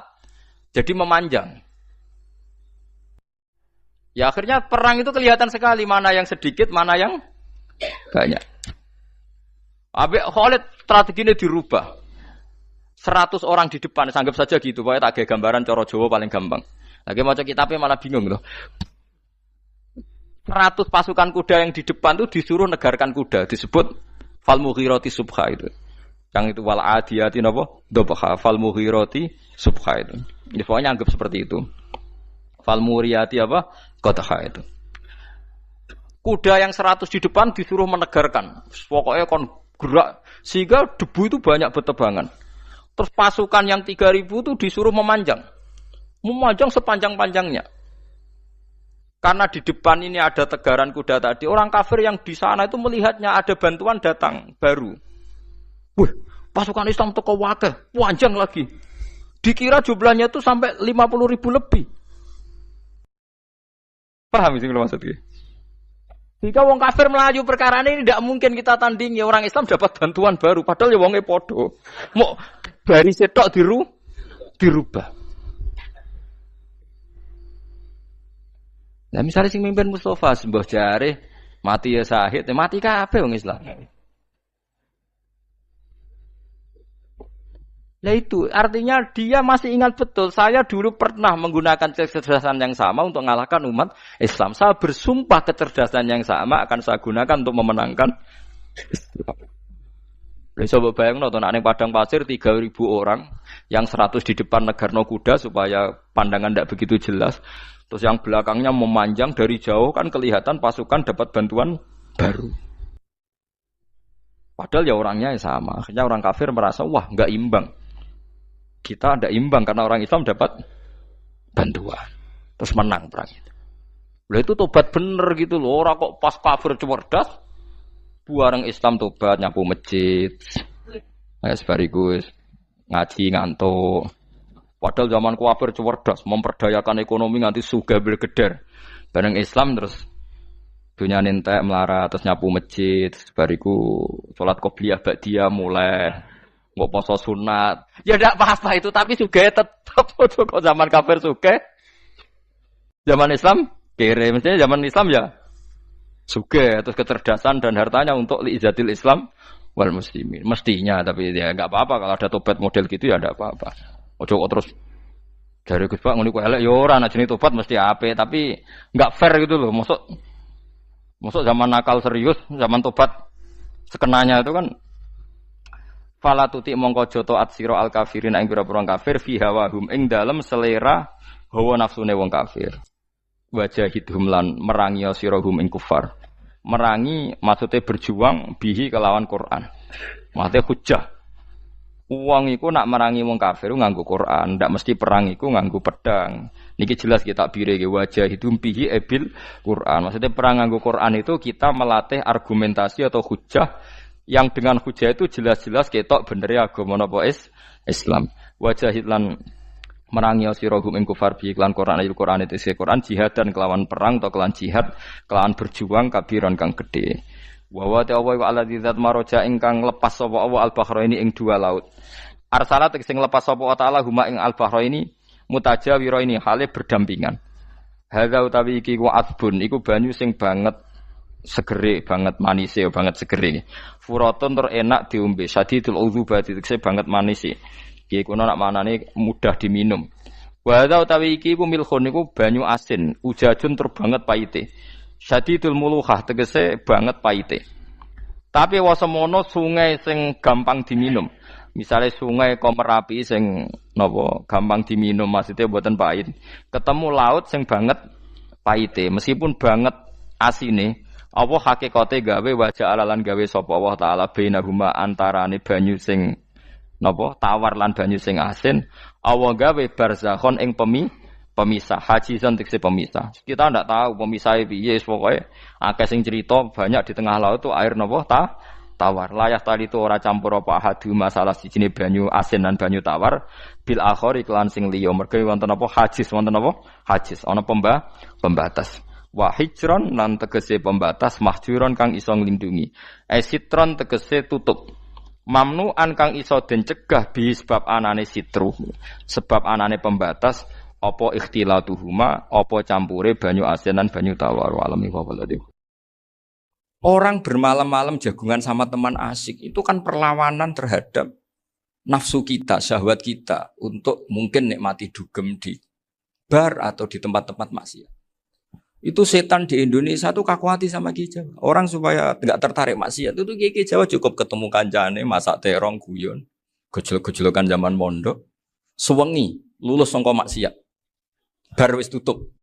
Saya akan cerita sedikit tentang tradisi hujjah. Dulu lama itu kelihatannya sederhana, tapi kalau berargumentasi itu hebat. Tadi Gus Yofur menyebut kitab Mbah Hasyim itu mengharamkan kentong. Beliau masyhur itu punya kitab namanya Al-Jasus an Tahrimin Nakus. Intinya kentong itu haram. Secara dalil ini meyakinkan sekali karena ketika Rasulullah rembukan sama sahabat, kita dengan apa memaklumatkan orang kalau waktu sholat masuk? Ada sahabat yang usul pakai kentong. Dzakalin Nasoro itu Nasrani. Ya pakai buk itu semacam trompet besar. Dzakalil Yahud. Kemudian ada yang usul kalau gitu api ya Rasulullah dzakalil Majus. Sehingga dari hadis itu Mbah Hasyim berpikir kentong itu haram. Tapi Mbah Fakih Mas Kumambang itu mengkritik Mbah Hasyim dengan ngarang kitab Hazruus Antahrimin Nakus. Jadi beliau komentari kitab itu sambil geleng-geleng kepala. Kitab kok keliru nganti ngono itu. Jadi cara pikirannya siapa Ki Fakih. Kentong di Indonesia itu kanggo wedhus dicolong gitu. Pos kampling gitu. Kalau ada banjiran ya kentong, ada maling ya kentong. Jadi enggak ada persamaan sama sekali dengan kentong yang milik orang apa? Nasrani. Sehingga di pondok saya itu ada kentong tapi jelek sekali. Karena itu satu-satunya cara supaya beda dengan kentong yang di gereja. Kalau elek kan mirip kentong di pos kampling. Itu ya agak-agak ilmiah sedikit. Dulu ceritanya Gus Yofur itu saya teruskan. Itu singkat cerita, itu kalau yang di kejadian di Termas, itu Mbak Dimyati sudah nyuruh semua kentong disembunyikan. Karena mau ada Mbah Hasyim. Cerita itu mukarrar di Kiai Fakih sama di Kiai Dimyati Termas. Setelah kentong dikumpulkan semua, Mbah Hasyim datang, seneng, ngiranya Syekh Dimyati ini sependapat dengan beliau, yaitu sama-sama nggak ada kentong. Tapi setelah itu ada santri yang matur, Mbah Dim pun beres, kentong pun kulo delikno sedanten. Itu di depan Mbah Hasyim. Jadi GR-nya Mbah Hasyim bahwa Mbah Dim itu sependapat akhirnya hilang. Ternyata ini akal-akalan tuh gitu. Karena santrinya matur, Mbah Dim pun beres, sedanten kentong beduk sudah disingkirkan. Itu di depan Mbah Hasyim. Saking lugunya santri, nah saking ikhlasnya agak ngerti mahalus syahid ini adalah Mbah Hasyim. Saya mau meneruskan cerita Gus Sofur. Dulu, ini cerita dulu. Dulu Mbah Mun ngaji di Lirboyo, tapi Kiai Makhrus ngaji sama Kiai Khalil Harun. Kiai Khalil Harun itu adik juga sekaligus muridnya Mbah Umar Harun. Mbah Umar Harun itu generasi kedua setelah Mbah Ghazali. Beliau menantunya Mbah Ghazali, tapi ya sudah ponaan. Sehingga tradisi ini penting karena saya berkali-kali bilang di mana-mana. Status orang tua dan mbah itu adalah terserah anak cucunya. Bukan terserah mbahnya, tapi terserah anak cucunya. Saya tidak akan bosan mengingatkan ini. Saya pernah di makamnya Nabi Yakub, itu ya dikemuli bendera Israel. Di makamnya Nabi Dawud. Nabi Ibrahim juga dekat sinagog. Sehingga Quran membela Nabi Ibrahim disebut maka anak Ibrahimu Yahudi wala Nasrani. Karena ketika beliau berposisi di Israel, kemudian penguasanya adalah Yahudi, bisa saja makam ini ditulisi dan distatuskan ala Yahudi. Ya seperti Nabi Yakub. Nabi Yakub itu nabi yang kita yakin tentu berkeyakinan beliau orang baik, orang muslim, orang mukmin, tapi karena di desain mereka ya dikemuli bendera Israel. Dan disebut Abul Yahud. Karena kita tahu nama lain dari anaknya Nabi Yakub adalah Yahuda bin Yakub bin Ishak bin Ibrahim. Sehingga perasaannya orang Yahudi menjadi Yahudi itu yang ngikuti mbah-mbahnya. Nah khawatir saya ketika buyut-buyut kita kaya. Buyut saya itu orang kaya dulu, namanya Badur Rahman. Itu kaya sekali, tanahnya banyak. Dulu cerita Mbah Hasyim ya kaya sekali. Mbah Maksum juga kaya. Mbah Abdul Aziz juga kaya. Karena dulu itu inginnya kiai itu yo ketok sugih lah, gak ngel-ngelo santri.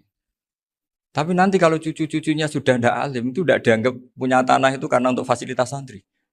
Aku tak kedonyan, mbah-mbahku ya kedonyan. Buktinya tanah yombo. Karena dia akan menafsiri sesuai cara berpikir. Makanya sanad keilmuan yang diceritakan Gus Sofir itu harus diulang-ulang. Kalau nggak diulang-ulang, maka kita akan berpikir sendiri untuk menafsirkan Masyayikhon al-Kiram atau Ajdadan al-Kiram.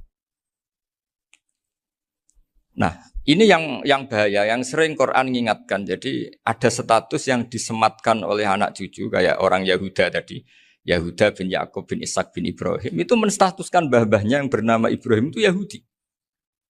Sampai Quran sendiri yang bela maka anak Ibrahimu Yahudi wala Nasrani. Karena secara geografis sekarang Ibrahim di Israel dan otoritas itu juga milik mereka sehingga mereka bisa masang-masang atribut yang menunjukkan kalau itu Yahudi. Beberapa al-alim al-alamah yang minnah itu sudah wafat dan kadang-kadang dzurriahnya itu tidak kita. Kalau sekarang orang bahasakan kubu sebelah. Akhirnya ya nggak boleh dikholi, nggak boleh diziarah. Terus seakan-akan yaqtaduna bi ra'yi, seakan-akan mereka berpendapat dengan pendapat syekh ini padahal enggak. Nah sehingga tradisi ketersambungan sanad tadi baik secara genetik atau secara asbab itu harus terjaga. Saya beberapa kali banyaklah sering diceritain Mbah Mun. Dulu Mbah Munawir ini cerita ya, Mbah Munawir itu saking senenge kitab, ben santri ini so ngaji kitab. Itu kalau ada alumni Lirboyo, alim disuruh baca muin di sini itu Mbah Munawir ikut. Saking ingin tasjeknya, ingin ngajari santri bahwa ngapal Quran itu hafal tok, tapi yo paham. Dan penggalinya Mbah Munawir itu sampai klimaknya dulu Mbah Zaini itu nate nikah sama Nyai Komariah kalau nggak salah, binti Karim, binti mana. Punya putra Gus Habib, Gus Toha yang diantara putrinya dinikahi Gus Rozin. Terus akhirnya kesampaian juga ketika Mbah Munawir punya mantu alim alama namanya Mbah Ali Maksum, angsal Nyai Hasyimah. Sampai pondok Kramjak ma'ruf bil ilmi, terutama ilmu sorof dulu karena Mbah Maksum itu komplain, fa'ala ya fulu kok terus fa'lan ya fa'ala ya fulu ya uful gitu kan. Masuk fi'il kok jejer isim gitu. Jadi dulu kata Mbah Mun itu ada persaingan ilmu sorof, sorofnya Mbah Maksum Ali Kuaron sama Mbah Ali Maksum Jogja. Jadi wali antok yang satu Maksum Ali Kuaron, yang satu Ali Maksum. Ya itu dulu saingan ngarang sorof. Nah ini yang menang siapa? Ya terserah duriannya. Kalau duriannya keren ya menang karena terserah yang kampanye. Saya bayangkan adekan Mbah Zubair tidak punya anak sealim Mbah Mun, mungkin kalau Mbah Zubair juga tidak sewow kalau punya putra Mbah Mun. Karena saya berkali-kali bilang kalau dalam syair Arab itu kama takarroma, kadang dilafatkan kama tasyarrofa bi Muhammadin adnanu. Orang berpikir Adnan itu siapa? Itu karena ada Nabi Muhammad SAW. Orang mencari-cari Mbah Mun itu mencari Mbah Zubair karena ada Mbah Mun. Orang mencari Mbah Dahlan karena ada Mbah Zubair. Wong kok alime ngono iku bapake sapa? Wong kok alime ngono iku putune sapa? Tapi kalau kita ini sudah ndak alim, ini orang sudah enggak tertarik nyari-nyari leluhurnya karena dianggap selesai. Jadi yang dengan tanda kutip yang menghabisi mbah-mbahnya itu ya mesti cucunya. Ini mbok ngamuk, mbok peringatan, tapi ini juga peringatan pada diri saya sendiri. Jadi sehingga zuriyah ini penting. Kenapa para nabi mesti donga zuriyatan thayyibah? Kenapa selalu berpikir tentang zuriyah? Wa ja'alaha kalimatam baqiyatan fi aqibi. Karena zuriyah ini yang nanti bisa menstatuskan leluhurnya. Seperti tadi cerita Mas Maftuh ini, tak puji betul, saya hari ini tidak ingin gojlok. Supaya kewalian saya tidak tergerus oleh kedoliman. Saya pernah diceritain Gus Zofur, juga sering baca buku tentang Mbah Maksum. Dulu Mbah Maksum kalau wasiat kembali ya gitu. Kamu harus NU dan harus mempertahankan NU. Tapi tidak dengan cara membenci Muhammadiyah. Dulu Mbah Mun juga sering cerita. Dulu Mbah Hashim itu ngaji Syekh Mahfud. Nah, Mbah Ahmad Dahlan dulu namanya Darwis sering ngaji sama Syekh Khotib Minangkabau. Zaman itu Syekh Khotib sudah modern, sudah ikut gerakan Abdu, gerakan Almanar. Sehingga bawaannya Mbah Ahmad Dahlan ini agak agresif. Yang Mbah Hashim karena hanya mulazim di Syekh Mahfud, hanya sesekali ngaji Syekh Khotib, beliau lebih seperti itu. Dan dua beliau ini sama-sama pernah ngaji Mbah Soleh Darat di Semarang. Mbah Hashim sama Mbah Ahmad Dahlan yang dulu namanya Darwis. Jadi ini masih min minuskatin wahidah mimam bain wahid. Sehingga kita tidak kaget ketika Mbah Ali Maksum mengomentari Muhammadiyah itu masih ahli sunnah wal jamaah. Makanya nanti terakhir saya baca kitabnya Mbah Ali dan sering saya pelajari. Andai kan kita ini sepakat dengan ilmu, ya kita tahulah. Kalau Abu Hanifah itu tidak kunut, Imam Syafi'i kunut, berarti kunut itu mazhabnya Abu Hanifah, bukan mazhabnya Mbah Ahmad Dahlan. Apa tidak kunut itu mazhabnya Abu Hanifah, bukan mazhabnya Mbah Ahmad Dahlan. Kita kunut itu mazhabnya Imam Syafi'i, bukan mazhabnya Mbah Hashim. Ini semuanya masih dalam bingkai ilmu. Adzan qabla subhi juga riwayatnya jelas. Tidak adzan ya sudah perilaku kita sudah jelas. Dulu Mbah Mun sering didik kita gitu. Saya sering dengar cerita kalau dulu Pak Air Fakhruddin begitu hormat sama Mbah Ali, apalagi zuriyahnya Mbah Azhar Basir, karena beliau dulu do ngaji di Termas. Dulu itu enggak ada masalah karena semuanya dianalisis pakai ilmu. Tapi sekarang pakai identitas, yang kunut itu NU, yang enggak kunut Muhammadiyah. Berarti Abu Hanifah itu Muhammadiyah, Imam Syafi'i itu NU. Berarti Imam Syafi'i itu ya anak buahnya Ki Miftahul Ahyar kira-kira gitu karena anak buahnya Pak Said Akil. Kan terus jadi repot. Dulu kita ini pengagum ilmu, bukan pengagum perbedaan. Sehingga di sini yang saya kagum dari sekian ceritanya Mbah Ali Maksum, supaya kitab ini to the point, supaya nggak lama-lama karena waktunya juga. Nanti kalau kemalaman ini kena semprit ini sudah.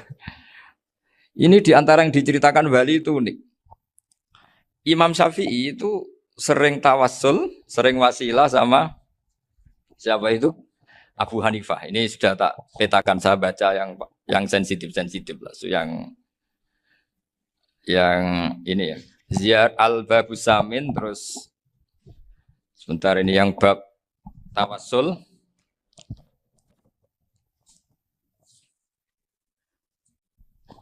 Ini di sini halaman 90, mungkin santri-santri kerap ya bisa ngecek lagi di kitab Hujjatul Ahli Sunnah. Ketika cerita tawassul, di antara yang diceritakan Mbah Ali Maksum adalah perilaku ya, bukan sekedar statement tapi apa? Perilaku. Perilakunya Imam Syafi'i atau ahwalnya kalau bahasa halusnya yang selalu ke makamnya Abu Hanifah untuk tawassul. Padahal Imam Syafi'i itu orang yang secara ilmu sering kritik Abu Hanifah. Jadi ini saya baca ini di halaman 100, jadi tawassul mulai halaman 9 berapa ini? Sampai halaman ini yang Qala sami'tu Syafi'iyya yaqul inni la atabarraku bi Abi Hanifah wa aji'u ila qabri fi kulli yaumin za'iran. Fa idza uridat li hajatun shallaitu rak'atain halaman 100 waji'tu wa sa'altu wa ta'ala al hajat indahu fama taqudu anni hatta tuqda. Kanal Imam Syafi'i ayyama huwa bi Baghdad yatawassalu bil Imam Abi Hanifah yaji'u ila dorihi fayusallimu alaihi wa yatawassalu ila Allah bihi fi qada'i hajati.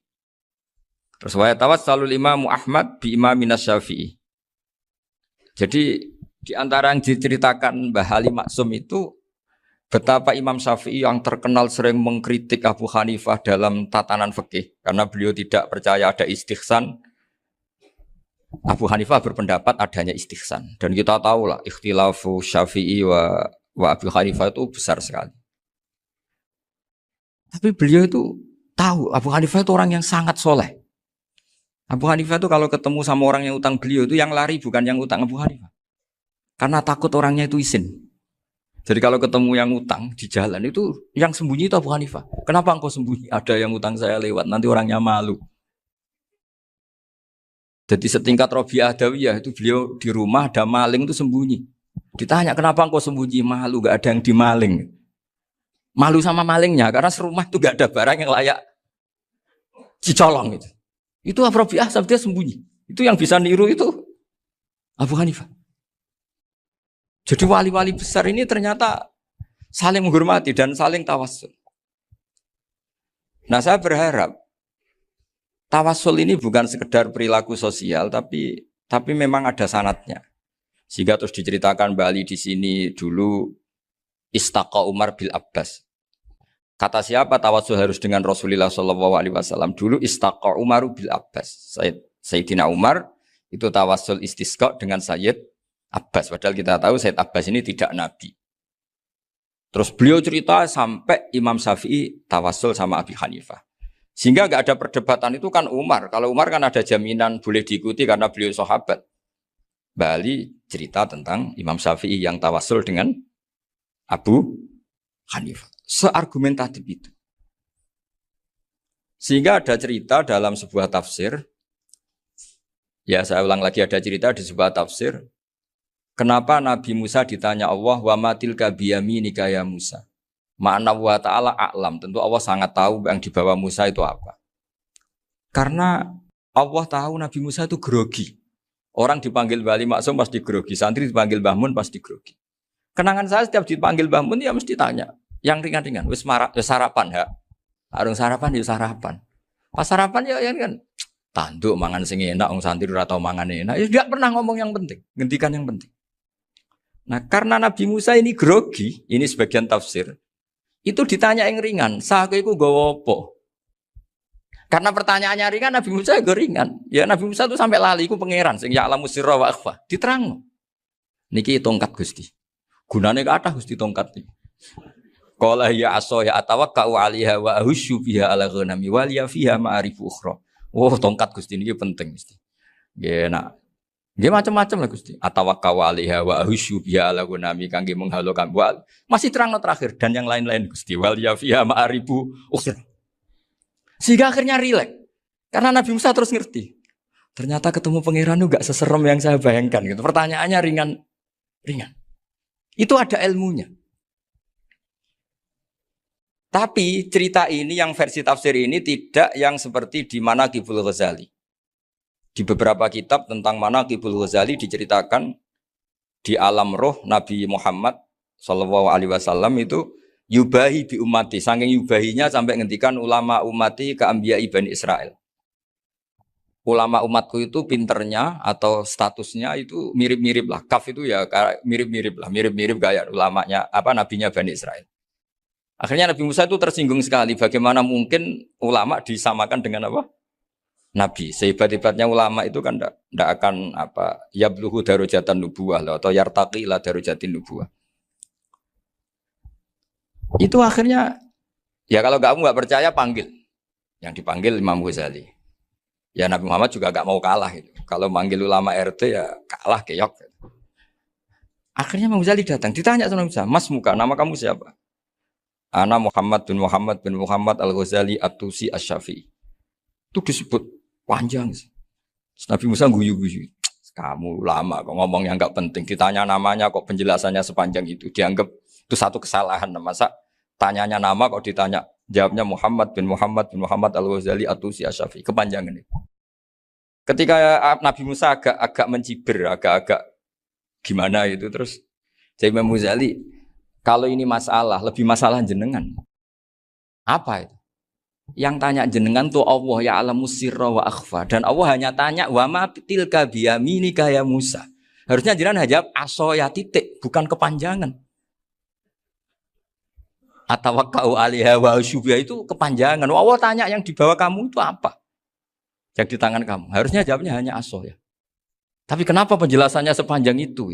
Sampai terakhir waliya fiha ma'aribu ukhra. Terus pinter tenan kayak gitu. Terus ada Nabi Muhammad, Nabi Musa terus bilang, ya pinter tenan gitu. Padahal kita tidak pernah GR seperti itu kan kebetulan Imam Ghazali. Gitu.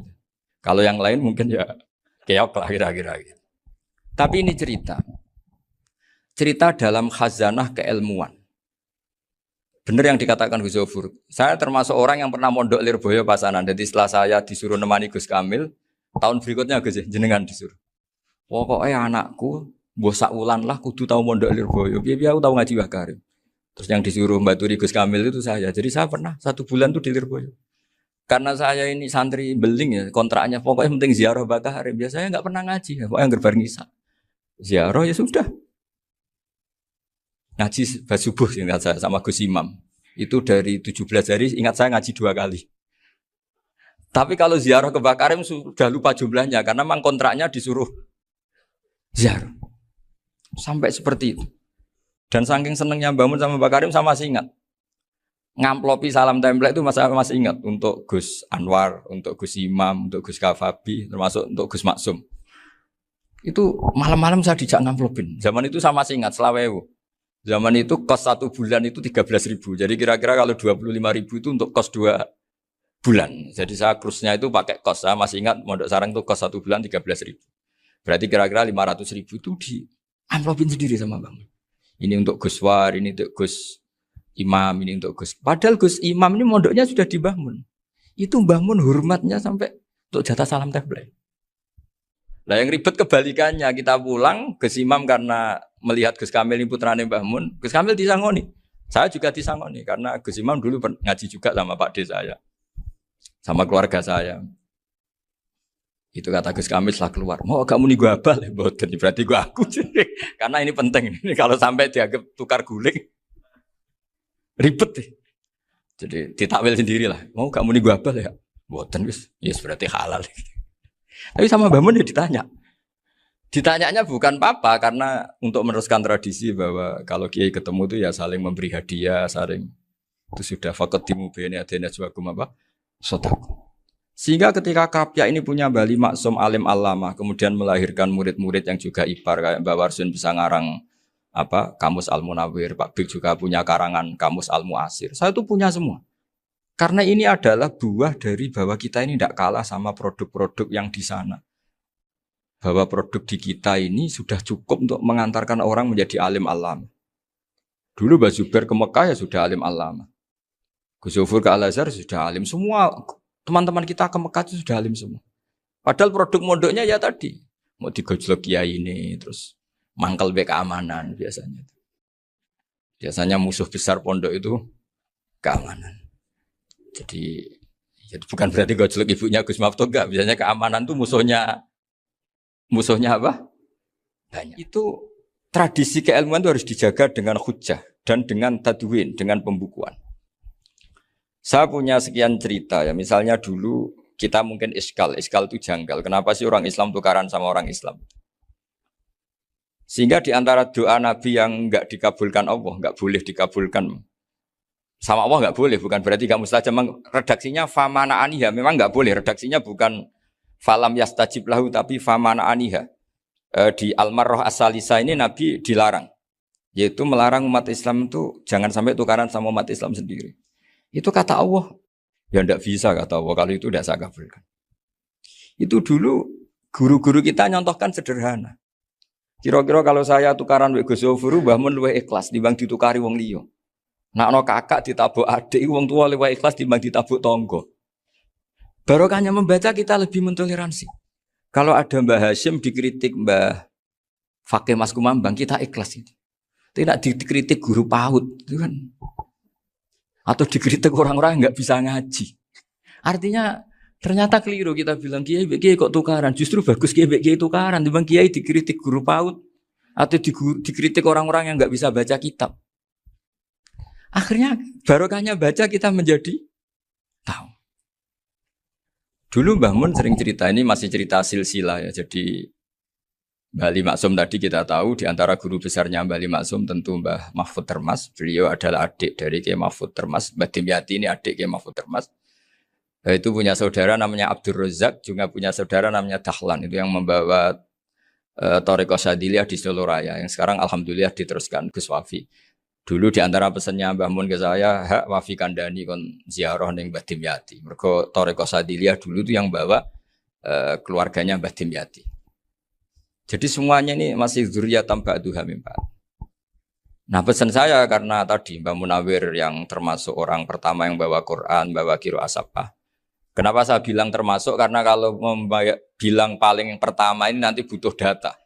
Dan itu agak kerepotan lah. Tapi yang jelas mimman istahara lah. Mimman istahara yang membawa Sab'ah ke sini itu adalah Mbah Munawir.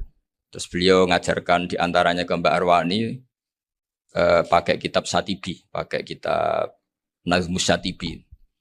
Terus Nazmus Satibi itu diteruskan oleh Mbak Arwani, ditulis. Yang nulis dulu Mbak Dola Salam. Bapak saya itu murid Mbak Dola. Dulu Mbak Dola sebelum ke Mbak Arwani ngaji sama Ki Said di Sampang. Bapak saya sebelum ngaji di Mbak Dola sudah hafal Quran lewat buyut saya sendiri namanya Ki Zubaidi. Yang Ki Zubaidi akhirnya jadi menantunya Mbak Ahmad Syuaib. Jadi buyut saya kandung ini namanya Sofia, itu angsal keluarga Lasem yang adiknya. Sofia ini punya adik Badiah yang jadi ibunya Ki Sahal. Terus Ki Sahal punya Mbak Yu namanya Muzayanah, punya di Garwa Ki Mansur punya anak Gus Qayyum. Jadi dulu ibu saya, ibunya Gus Sofur, ibunya Pak Maftu itu semuanya di Lasem. Karena saya dari keluarga Gen ya Lasem, dari keluarga sanad guru ya Lasem. Tapi Lasem Bahdawi itu dulu ngajinya di Mbah Umar Harun di Sarang. Mbah Umar Harun ini menangi Sayyid Ahmad Zaini Dahlan. Sayyid Zaini Ahmad Zaini Dahlan ini punya cucu keempat yang hidup di Sedan. Terus makamnya di Lasem. Namanya Habib Haidar. Itu yang nulis biografinya Mbah Maksum. Mbah Maksum bukan Bali. Biografinya Mbah Maksum. Itu ditulis oleh Habib Haidar. Namanya Haidar bin Hasan bin Sodaqoh bin Ahmad Zaini Dahlan. Nah, Habib Haidar ini menantunya Sayyid Hamzah Sato. Hamzah Sato itu Hamzah bin Abdullah bin Umar. Itu kakaknya Sayyid Abi Bakar Sato, Sohibul I'anah. Nah Sayyid Umar ini yang dulu ngajari mbahnya Mbah Mun namanya Ahmad bin Syuaib. Nah, di antara ajarannya adalah baca kitab-kitab kecil yang bisa dihafal. Dibawalah ke sarang jadi metode muhafadzah. Tapi kemudian lama-lama oleh pondok itu jadi syarat kenaikan kelas. Dulu gak ada muhafadzah untuk kenaikan kelas ya, supaya orang alim itu harus hafal. Lama-lama dipakai syarat untuk muhafadzah. Jadi semua ini sanad harus kita ingat supaya kita bisa menjaga tradisi. Termasuk tradisi ini kiai seneng jagungan, terus ngomong ra penting. Itu juga sanad. Setahu saya Mbah Mun itu kalau ketemu bapak ya guyon terus. Saya punya kenangan tuh yang dulu agak iskal tuh begini. Ada isu lah, entah isu entah hoax entah apa, ada kaji itu agak beling itu, pokoknya beling lah. Seneng siapa itu, rondo lah apa. Pokoknya beling. Ketika Mbah Mun dilaporin tamu, kalau kaji itu beling sama rondo itu. Mbah Mun tanyanya lucu. Lu ayu no cung. Wahyu banget Mbah. Wahyu. Itu bapak juga bakas ayu nih. Dulu saya sekali ini kiai kok bakas wong ayu, bakas budine barang lah kira-kira gitu. Tapi setelah saya tambah alim, tambah ngerti itu, kata bapak gini, ya apik bakas ayu hak timbang iya no malah qadzaf. Ternyata seni. Sekali Mbah Mun atau bapak bilang, waji kok zino kaji, maka larinya ke qadzaf. Maka menghindari bahasa menuduh, ngomong yang enggak penting. Loh ayu no. Jadi kiai dulu tuh orang sok suci tapi menghindari hal-hal yang Jadi punya seni untuk ngelola kehidupan.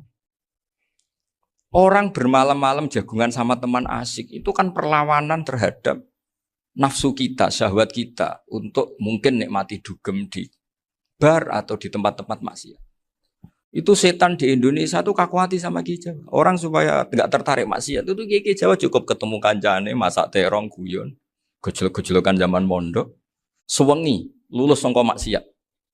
Bar wis tutup. Perlawanannya sederhana, nggak pakai tahajud, nggak pakai wiridan. Karena Ki Jawa juga koyo rapati potongan ahli ibadah gitu. Itu jagungan. Jadi setahu saya itu pernah lihat Bali itu sekali ketika beliau ngisi ceramah di Mbah Hamid Bedowi. Saya masih kecil diajak bapak. Dulu kalau bapak ngelihat Bali sama Mbah Hamid itu mesti nangis. Karena dua orang alim bertemu. Yang akhirnya ya bisanan itu. Mbah Hamid punya anak Gus Nasih, di sini ada Mbah Nafisa, terus jadi Mbak Salih Hindun itu. Jadi dulu tuh ya guyon terus ketika ketemu. Itu yang sering bodoni Mbah Hamid itu ya Ki Bisri. Ki Bisri itu kalau datang ke Ki Hamid Pasuruan, nak wali tenan aku teko ditata nomangan. Jadi ukurannya ya. Ternyata sampai sana di keimangan tenan. Masih belum mengakui, kan nak wali tenan aku itu kiai rung di mobil, dongakno aku di mobil. Sudah kalah satu seri itu masih gak terima. Lalu itu Mbah Hamid akhirnya berdoa, ayo monggo, mungkin-mungkin Ki Bisri gak ada mobil. Itu setelah didoain masih tanya, mereknya apa merek? Itu Mbah Hamid jawab, yo paling Holden itu. Nah, paling Holden. Itu nyari mobil itu ya adalah dapatnya Holden. Suatu saat Mbah Bisri diundang Mbah Hamid gak dikasih bisar. Karena utangnya sudah banyak Mbah Hamid. Mbah Bisri ini utang doa tadi. Itu ya gak dikasih bisar. Ya gak mau kesang apa-apa kelambimu kayak aku. Didol sama muhibbinya Mbah Hamid. Itu harganya melebihi jatah bisarah. Ketemu Mbah Hamid. Kang, susu Kang, mergo. Jadi dulu itu rileks, makanya ini yang diceritakan ke Zofur. Sebetulnya kalau kiai-kiai itu bersanat itu ya rileks, hidupnya itu rileks. Karena rileks ini perlawanan terhadap kemungkaran. Saya dulu musyawarah sering sama Gus Zofur usul fikih. Itu jelas di antara yang ditulis Lubil Usul itu. Ya kita tahu tadi misalnya sanad usul fikih, Mbah Ber itu sangat al-usuli, Kiai Zubair Dahlan, abahnya Mbah Mun. Punya murid di antaranya Kiai Sahal. Kiai Sahal punya karangan Thariqatul Husul, fi syarhi Lubil Usul. Itu Thariqatul Husul itu beliau ngendikan dalam mukaddimah bahwa saya bisa mensarai ini berdasar ngaji maknani sama Mbah Zubair. Terus beliau mengutip sarah itu dari kitab Nailul Ma'mul. Beliau ngendikan binus khotin khotiyah ghairi matbu'ah. Dan itu ditemukan di Kiai Mansur di Lasem. Karena Kiai Mansur iparnya Mbah Sahal. Mansur bin Khalil itu diantara katibnya Syekh Mahfud. Jadi semuanya ini sambung. Mbah Ber saking ahli usul fikihnya, kalau ngajar usul fikih itu kalau guyon takriran saya ini lebih memahamkan ketimbang sarah. Ya sudah terus Mbah Zubair Kiai Fakih terus Syekh Mahfud. Di sini Syekh Mahfud termasuk orang yang dekat Mbah Munawir sampai putrane Mbah Mahfud namanya Gus Muhammad dibawa Mbah Munawir, kemudian mondok di Termas diantaranya terus dinikah jadi menantunya kalau nggak salah Haji Taslim di Betengan, kemudian sekarang juriannya Mbah Mahfud di Betengan. Ini nggak boleh hilang secara seperti itu. Diantara di usul fikih diterangkan ketika diantara 5 hukum itu ada yang bernama mubah. Mubah itu boleh dilakukan, boleh ditinggalkan, dan kalau dilakukan ya tidak berpahala, tidak disiksa. Itu ada ulama yang protes. Protes nggak bisa seperti itu. Ithma min mubahin ila wa tahaqqaqu bihi tarku haramimma. Fa'il zamu minas sukun tarkul qatli wa minas sukut tarkul qadaf. Tidak bisa, mubah itu tidak ada. Kalau kiai jagungan semalaman, itu Allah ngitungnya itu hada taroka dugem, wahada taroka delok dangdut, wahada taroka kada wakada. Oh itu luar biasa. Dan kita ngikuti yang seperti itu saja. Gak usah tahajud, gak usah witir telulas, kaya ora kuat timbang gremeng. Sewengi jagungan, setan ngenteni kita tergoda maksiat, ternyata maksiatnya sampai tutup, kiainya masih apa?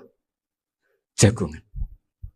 Jadi jagungan saja ada ilmunya bahwa itu perlawanan terhadap tarkul ma'asi. Sehingga bagaimana Anda katakan mubah ini mubah, toh gunanya adalah tarkul haram. Meskipun efek mubah juga bisa tarkul wajib, wae bojo blonjo turu. Karena Wayang ngurmati ibuke turu. Itu halal wajib. Jadi mubah itu resikonya ya bisa tarkul wajib, bisa tarkul haram. Sehingga kalau sanad ini terjaga secara baik, secara kultur, saya sering juga sakukan sama Gus Yofur, itu mesti tak niati gitu. Jagungan wong alim gue ibadah dan menikmati ibadah adalah dakbul aulia wa dakbul ulama. Kata Imam Ghazali, pada akhirnya waqud buhadatin al istilzat bil mubahat. Kata Imam Ghazali, pada akhirnya qutbu hadatin, madaru hadatin, pokok dari agama ini adalah melawan kemaksiatan dengan kita menikmati al-istidzat bimubah. Kita menikmati sesuatu yang dibolehkan Allah Subhanahu wa taala. Dan seperti ini itu bisa qasmu dhuhri syaitan, bisa menghancurkan punggungnya setan. Karena kalau melawan setan dengan ibadah ini kadang kita capek selain isra potongan. Tapi nak kangkang ning komplek H gitu jagungan mbek kancane, ngenang melarate, mbok ngenang ras sekolah ramunggah, kenangan sing ramunggah diarani istiqomah. Itu kan diarani tulus zaman, kok sing munggah dianggap kesusu. Saya ini punya pondok Quran, kalau ada yang hafal 3 tahun mesti digojlok kancane. Gak apik kesusu. Kesusu itu mesti tidak barokah karena tergesa-gesa apa? Hatam. Sehingga yang enggak hatam-hatam itu kayak partai mayoritas. Ini yang partai tulis zaman katanya. Ahli sobri katanya. Akhirnya di pondok gara-gara itu mau guyon, tapi enggak ada stigmasinya, enggak naik. Di Pondok Sarang itu saya punya temen itu banyak yang sekelas dengan saya, sekelas sama Gus Kamil, akhirnya sekelas dengan Gus Zofur. Padahal saya ini kakak kelas.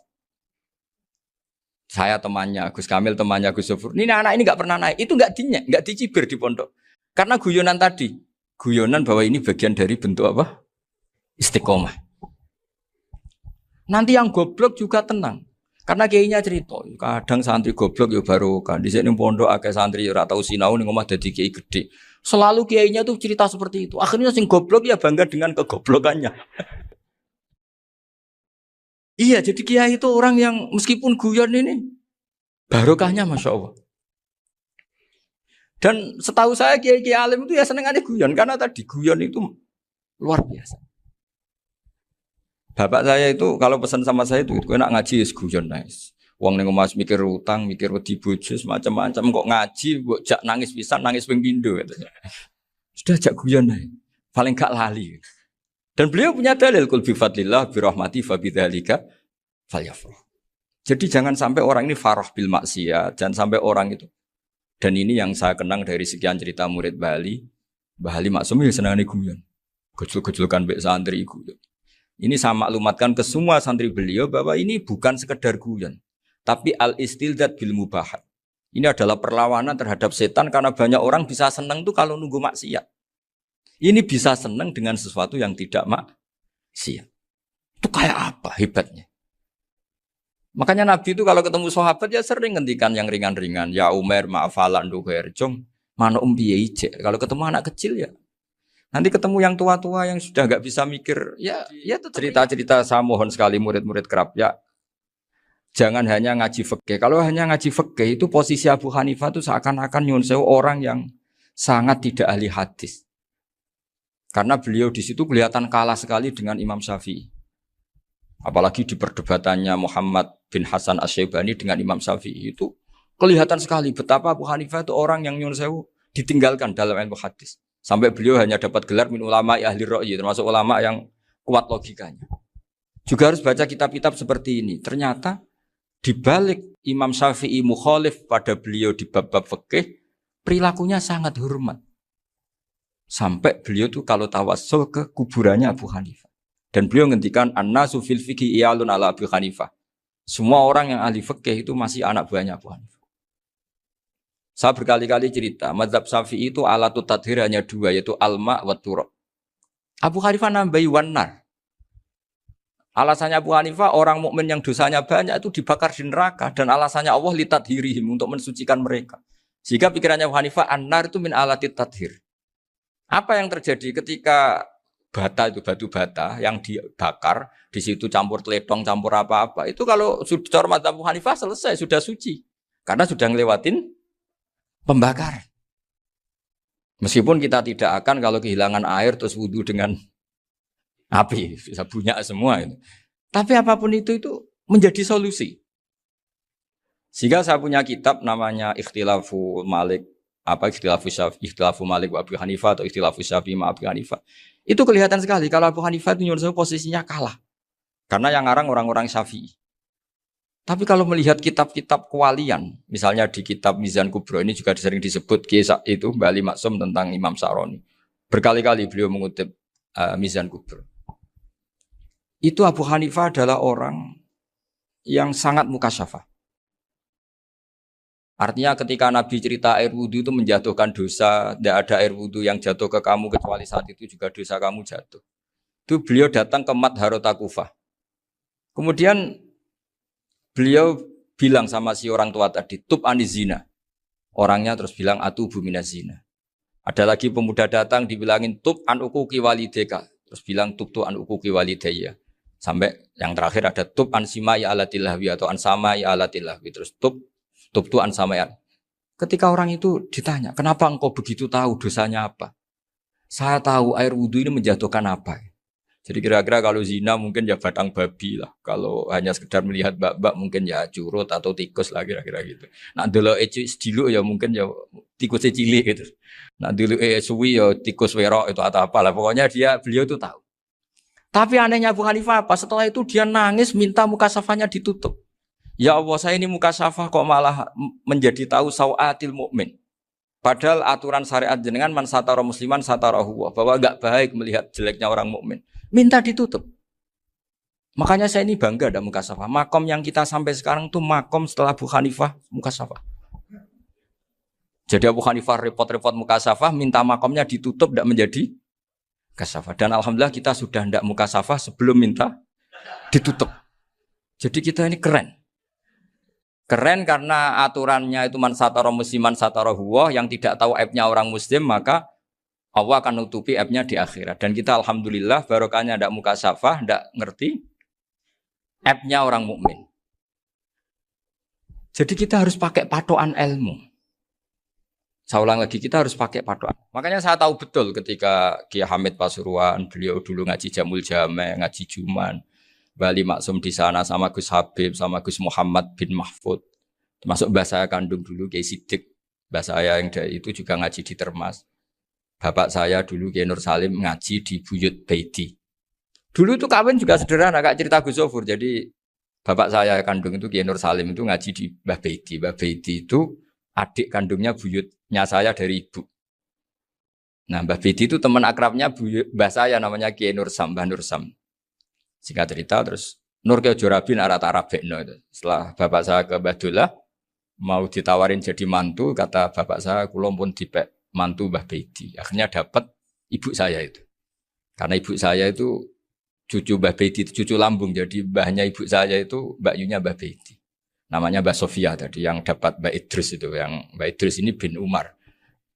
Ya Mbak Umar yang banyak Mbak Hamid, Hamid bin Abdul bin Umar. Kalau bahasa itu Fatimah binti Idris bin Umar. Dulu kecilnya Mbak Idris namanya Abdul Khalik. Kalau kecilnya Mbak Hamid namanya Abdul Mukti. Kalau kecilnya Mbah Maksum namanya Muhammadun kalau nggak salah. Dulu itu orang dulu itu namanya dua-dua karena diganti ketika musim apa? Haji. Jadi ini terjaga. Sehingga tidak ada ceritanya kiai-kiai yang jagongan kemudian santrinya itu yang agak-agak khawatir. Kiai kok sungi-sungi jagongan, gak tahajud, gak duha, itu tidak ada. Karena ini dianggap fi'lul mubahat untuk melawan mungkarat. Jadi sehingga di kitab Ihya diterangkan, kamu jangan ngira orang-orang soleh ketika jagungan itu min ahlil bitolah wa takasul. Itu orang-orang yang pemalas itu enggak. Tapi mereka bisa mengasiki Allah. Bahwa dalam jagungan ketemu teman ya asik, gejul-gejulkan sama Pak Maftuh ya asik. Dan keasikan ini bentuk perlawanan terhadap keasikan harus dengan maksiat. Itu kayak apa kalau kita ngaji sampai seperti itu. Termasuk tadi yang diceritakan Pak Maftuh kitab Hunyah. Semoga beliau cerita juga pernah belajar. Saya pernah belajar kitab Hunyah khatam. Itu diantara yang diceritakan Syabdul Qadir Al-Jilani tadi kata beliau Al-Jilani dipakai Jim Al-Jilani. Ini agak beda dengan kita. Mbah Zubair itu punya kitab namanya Al-Qolaid Al-Uluyah. Beliau menfatwakan nama-nama ajam itu kamu bebas. Ajamiyun fasna bihi masyita. Sehingga kita kalau punya kiai harus mau cokolal ustukhri. Sehingga mau cokolal istukhri. Tirmidzi juga nasibnya sama. Qolat rawahut Tirmidziyu. Sing sitok rawahut Turmudziyu. Yang satu rawahut Tarmidhiyu. Ya karena kita keluarganya Tarmidhi apa enggak gitu. Makanya kata Mbah Mun sama masih ingat. Kata cerita Gus Zofur tadi, adabnya Gus Zofur itu cerita tentang keluarga ibunya. Padahal keluarga ibunya juga orang-orang soleh yang luar biasa. Itu kata Mbah Mun, kowe roh jenenge Imam Bukhari tahu ya. Jenenge sapa? Saya nyebut Muhammad bin Ismail bin Ibrahim bin Mughirah bin Bardasbah. Lah iya Bardasbah mbok waca Bardisbah yo. Lah cara kene mbok Parmin mbok Parlan.